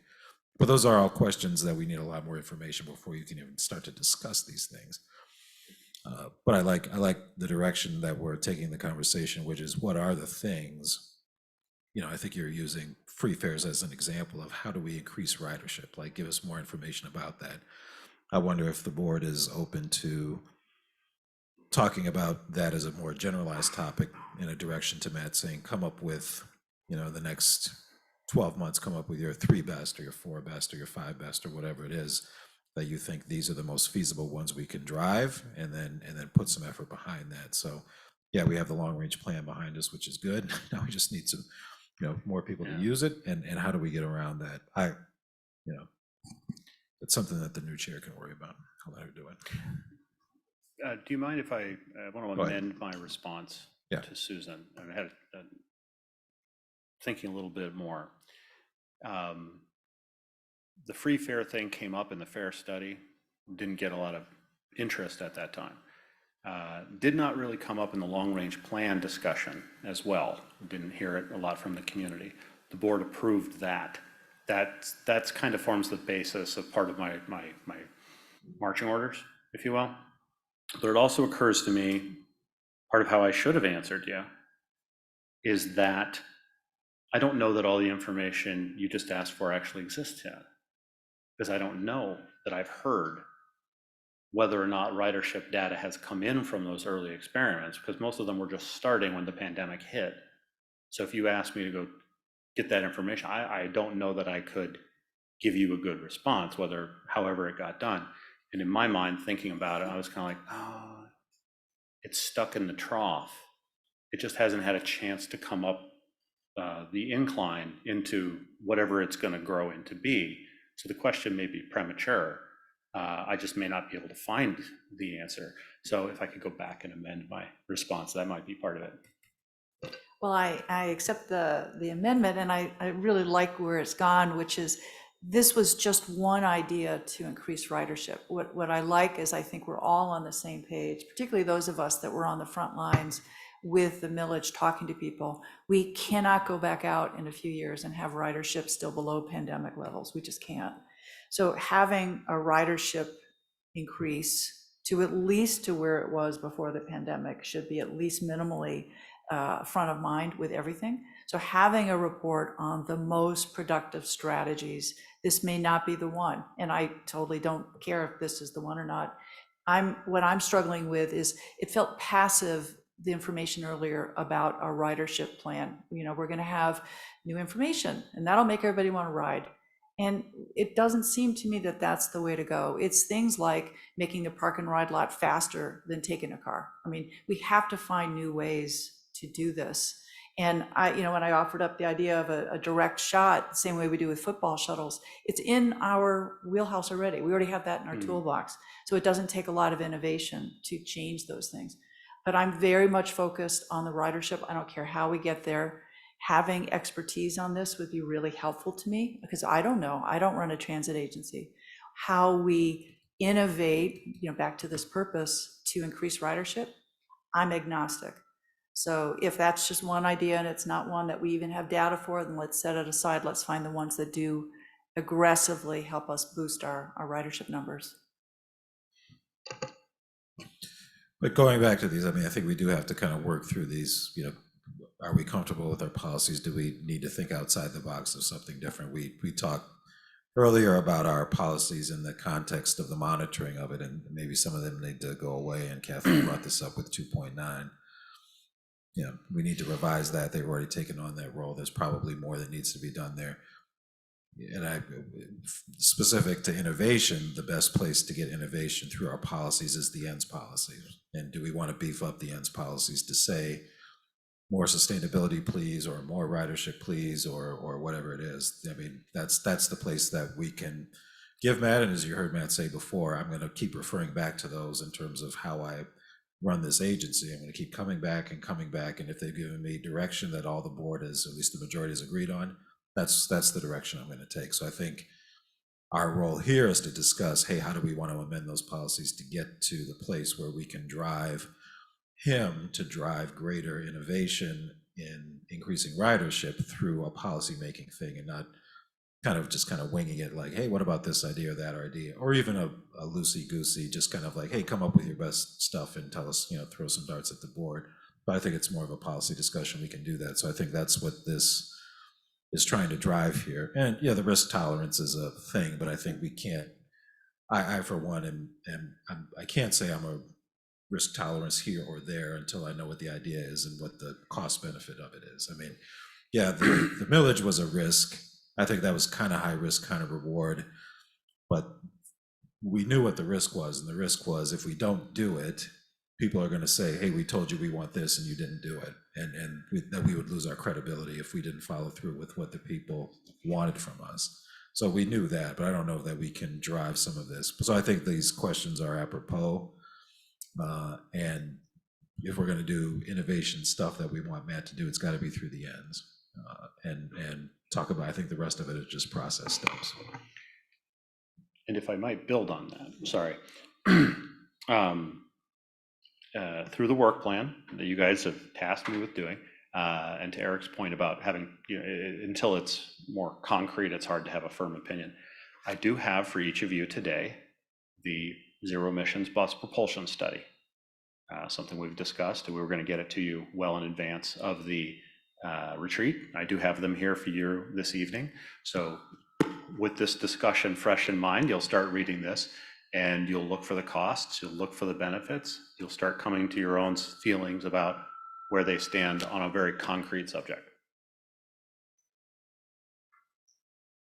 I just had a procedural question. So it's kind of like the discussion we had around the monitoring reports, right? Where something's not in compliance, how does it get tracked? How do we know what's happening?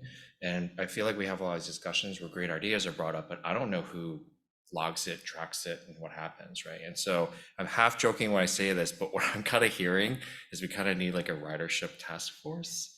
Probably getting daggers sent at me right now, but I don't know what committee would actually look into this. Well, we need an innovation kind of task force. I mean, one, what are the priorities for innovation? Is it ridership? Is it sustainability? These kind of things. I mean, we've already kind of put sustainability, that's on the agenda for the retreat anyway. Ridership, innovate different ways to increase ridership is probably on there. We could assign it to a committee, the standing committee. We could have, some volunteers for a task force to do that. Either way, I'll leave it to the board members to discuss if people want to buy into that. Susan? So we have a service committee meeting on Monday, and as it's probably the most immediate committee with support from some of my colleagues on the committee, perhaps we add this as an item to our agenda. The potential to ask staff to issue an RFP to get consultants to come back with recommendations on the high achieving ridership tactics that other agencies are using. So maybe add it to our discussion whether or not that's something we could pursue, just given that we have an immediate committee meeting. You could do that. If others were interested. Yeah, you could add that to the service committee, and then with a recommendation one way or the other to elevate that to the board level if you want to do that.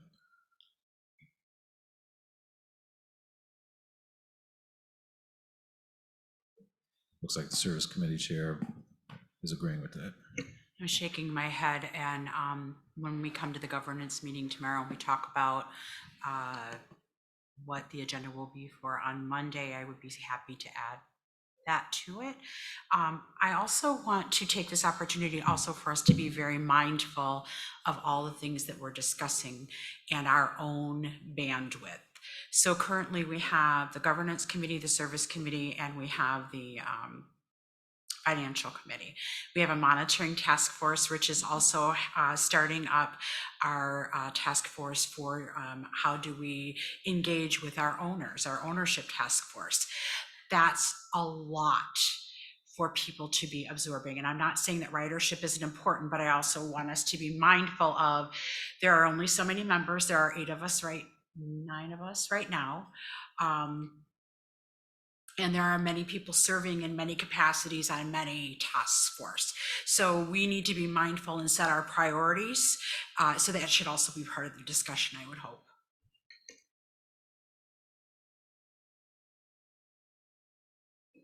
I just wanted to get a few of my thoughts out there. The ridership, right? It's like this sounds like we're having the ridership versus coverage debate in some ways. And it speaks to the different priorities that our community has. There is and where and which elements of our communities have what priorities. There is some of our strongest supporters have a very a drive to get to zero emissions, and if they're thinking about the emissions, they're gonna have a lot of focus on getting us to zero emission buses so that we as an organization are not contributing to to climate change. But versus ridership, which is, the more people we can get in cars or get out of cars into buses, reduces the overall carbon footprint of the entire community, and it offers, you know, a number of other benefits, but does not get us to zero unless we change the propulsion. And so it really does become, I think we have to do both. Because, and you know, there's a lot of our strongest supporters that wants to go to zero emission buses don't, to be quite frank, don't reflect the priorities of our riders. When we've done rider surveys, they are much more focused on service than on propulsion. Propulsion's pretty far down the list of priorities, and we have to be mindful of that as well. Like I said, these are just the things I'm thinking about. So in terms of like talking about risk, these are, I guess this is what I, you know, the risks of alienating. You know, if we don't have as an agency the ability to do both at the same time and give equal weight to both, the same way that we weren't able to give equal priority to ridership and coverage, then we have a risk of alienating one element or another of our community. You know, they both have very important, crucial considerations. But if we focus more, if we don't have the bandwidth to do both at the same time, then we run the risk of either not meeting the emission goals that the governments have set out for us, or we end up not meeting the service goals that our riders actually want. So that's my concern.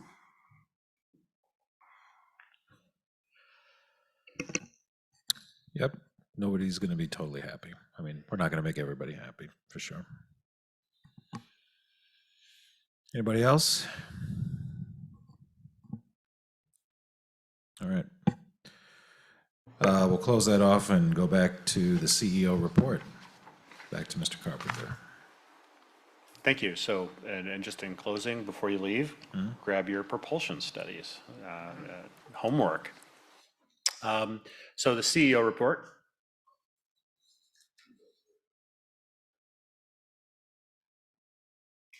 The report's in the packet. The only thing I would like to add is we took delivery of 4 of new 6 paratransit buses this week. They're bright and shiny and new. We're going to be commissioning them over the next couple weeks. They arrived completely blank on the outside, no paint of any sort, so we've got to deal with that. But then they're going to be replacing older A-Ride vehicles. I have been on them. They are very nice. I think our customers will be very happy with that. Other than that, a victory lap, all service restored, sort of a fundamental thing on the ridership side of it. We are running a little hot on overtime in the operations side of things. Drivers are working hard. Infections have kicked up. There's no way around that. I think it's not just us, but there's been a flurry of it. We have reinstituted a limited degree of masking within the operational building to try to reduce this. But it's not primarily a workplace spread, but we hope to be able to maintain the level of service that we have going forward. We will talk hopefully soon about the triennial review from the federal government, and they come in and audit us every couple of years. Generally pretty good. A couple of items where we can do better in the next couple of years. One thing I think we're already almost virtually finished with on that. So that's coming along. New buses, the Nova buses, no matter which manufacturer you talk to, you have a combination of supply line problems, parts problems, strikes, labor issues, or a variety of things. So unfortunately, our buses are a little bit delayed, but we do look forward to getting them into service before the end of the year. And I'm happy to answer. Oh, and I want to thank those of you who are at the leadership training. Thank you very much for attending that. I do appreciate that. We do have another course coming up 2 days in October. I would love to get more board members into that. I think it's really good training, and it gives you an opportunity to hobnob with staff without me around, which is always fun. And I also look forward to hearing from the 3 of you who are heading over to the west side of the state in a couple of weeks for next week. Okay, next week for Policy Governance Boot Camp. A couple of you have done this. 3 of you are going, along with at least a couple of staff. we bumped into, I think, a lot of fundamental questions about policy governance and how it works and how it relates. Is it just busy work, or is there some purpose, rhyme to the madness? I think I would love to hear from you guys about what you may or may not have heard at boot camp that convinced you or didn't. So with that, I'm happy to answer any questions the board may have. Kathleen? So not in your report, but I'm wondering where we are in regards to the cyber attack and getting everything up to speed. Sadly, Brian is gone, and I had posed this question to him before he left in regards to, say, like at the Blake Transit Center, you have the monitors that tell you when the buses are coming in and out, and those are still down. And I'm just wondering when we might expect to be at 100% with that. I'll see if Dina would like to respond. So I thought those were fixed, first of all. So thank you for the information. I would like to follow up with you because the information that I've been receiving and has been reported is that we are essentially closed out with the cyber attack. We did complete one final in kind of like behind the scenes transfer to on-premises systems just recently in the last couple of weeks.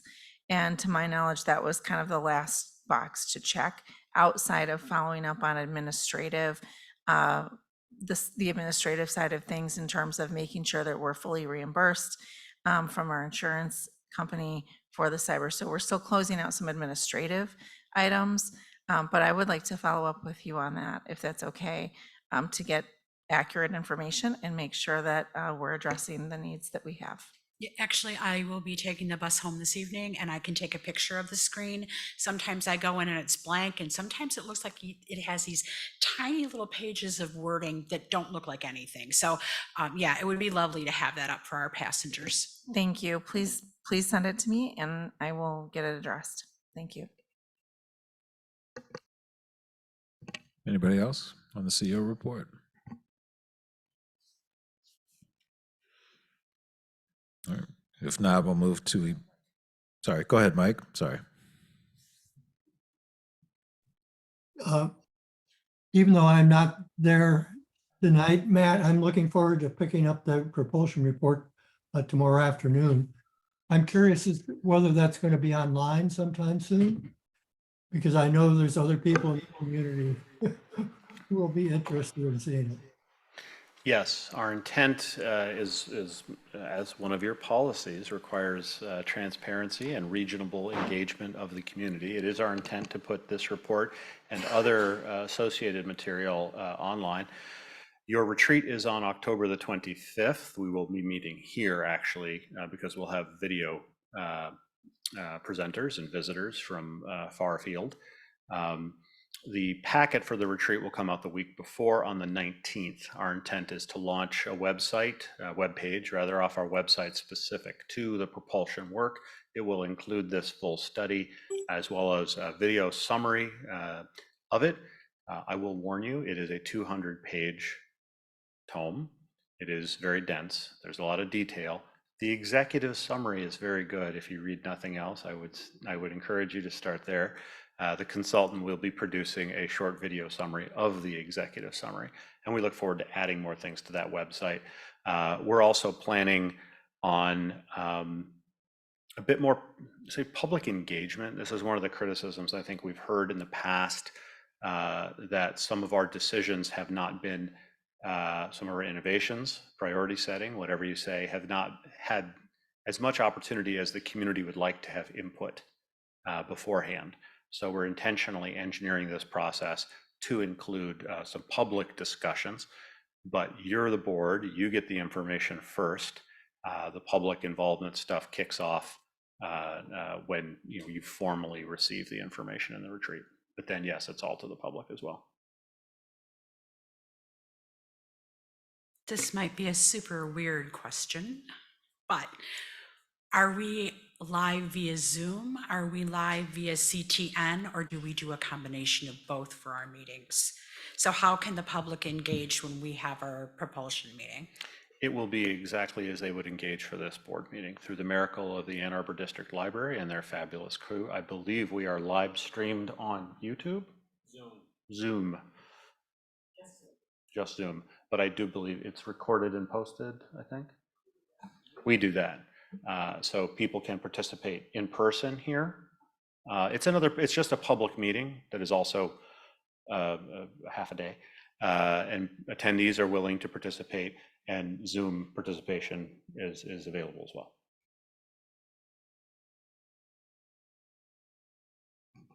Anyone else? Any emergent items?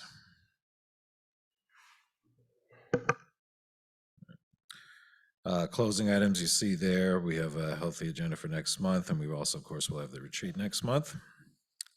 Any questions or comments on the closing items topics for next meeting? All right, we'll go to public comment. Again, you'll be limited to 3 minutes. If you'd like to address the board, please state your name for the record, and you'll have up to 3 minutes. Deb, do we have anybody who wants to address the board at this time? All right, Mr. Pulowski, go ahead. Thank you, Mr. Chair. Good evening, everyone. Again, Robert Pulaski from Southgate, Wayne County. So I have a lot of things here. I was taking notes the entire meeting. So first thing I'd like to mention is I'd like to welcome our new board member, Simi Barr, to the board. I look forward to seeing all the great work you and insight you bring to the board, and just wanted to give you a warm welcome. Now, the second thing I want to make note is the free fares. Now, this has been a conversation with the agency for as long as I can remember. And this is the conversation I'm actively having with my school district in Southgate, Michigan, Southgate Community Schools to be exact. And we're looking into the fare free aspect for our students. I don't think free fare across the agency is the way to go just yet until we bring our ridership numbers, and just making it exclusive for students. I think it benefits in the student warehouse. Students, for example, Lansing, CATA did theirs to where they took out all their buses for middle school and high school, and they shifted it to CATA buses for middle and high school, and then just elementary for school buses. And it's worked ever since it kicked off. And we've been actively looking, I've been actually actively looking into it, and it seems like something that it would really benefit here. Ann Arbor is really robust when it comes to public transportation. And I think, if we were to do this as a start, it would work. It's still being actively looked at, but in reality, I think if we did a study on this, it makes a lot more sense to start it here and work our way up to see where it goes.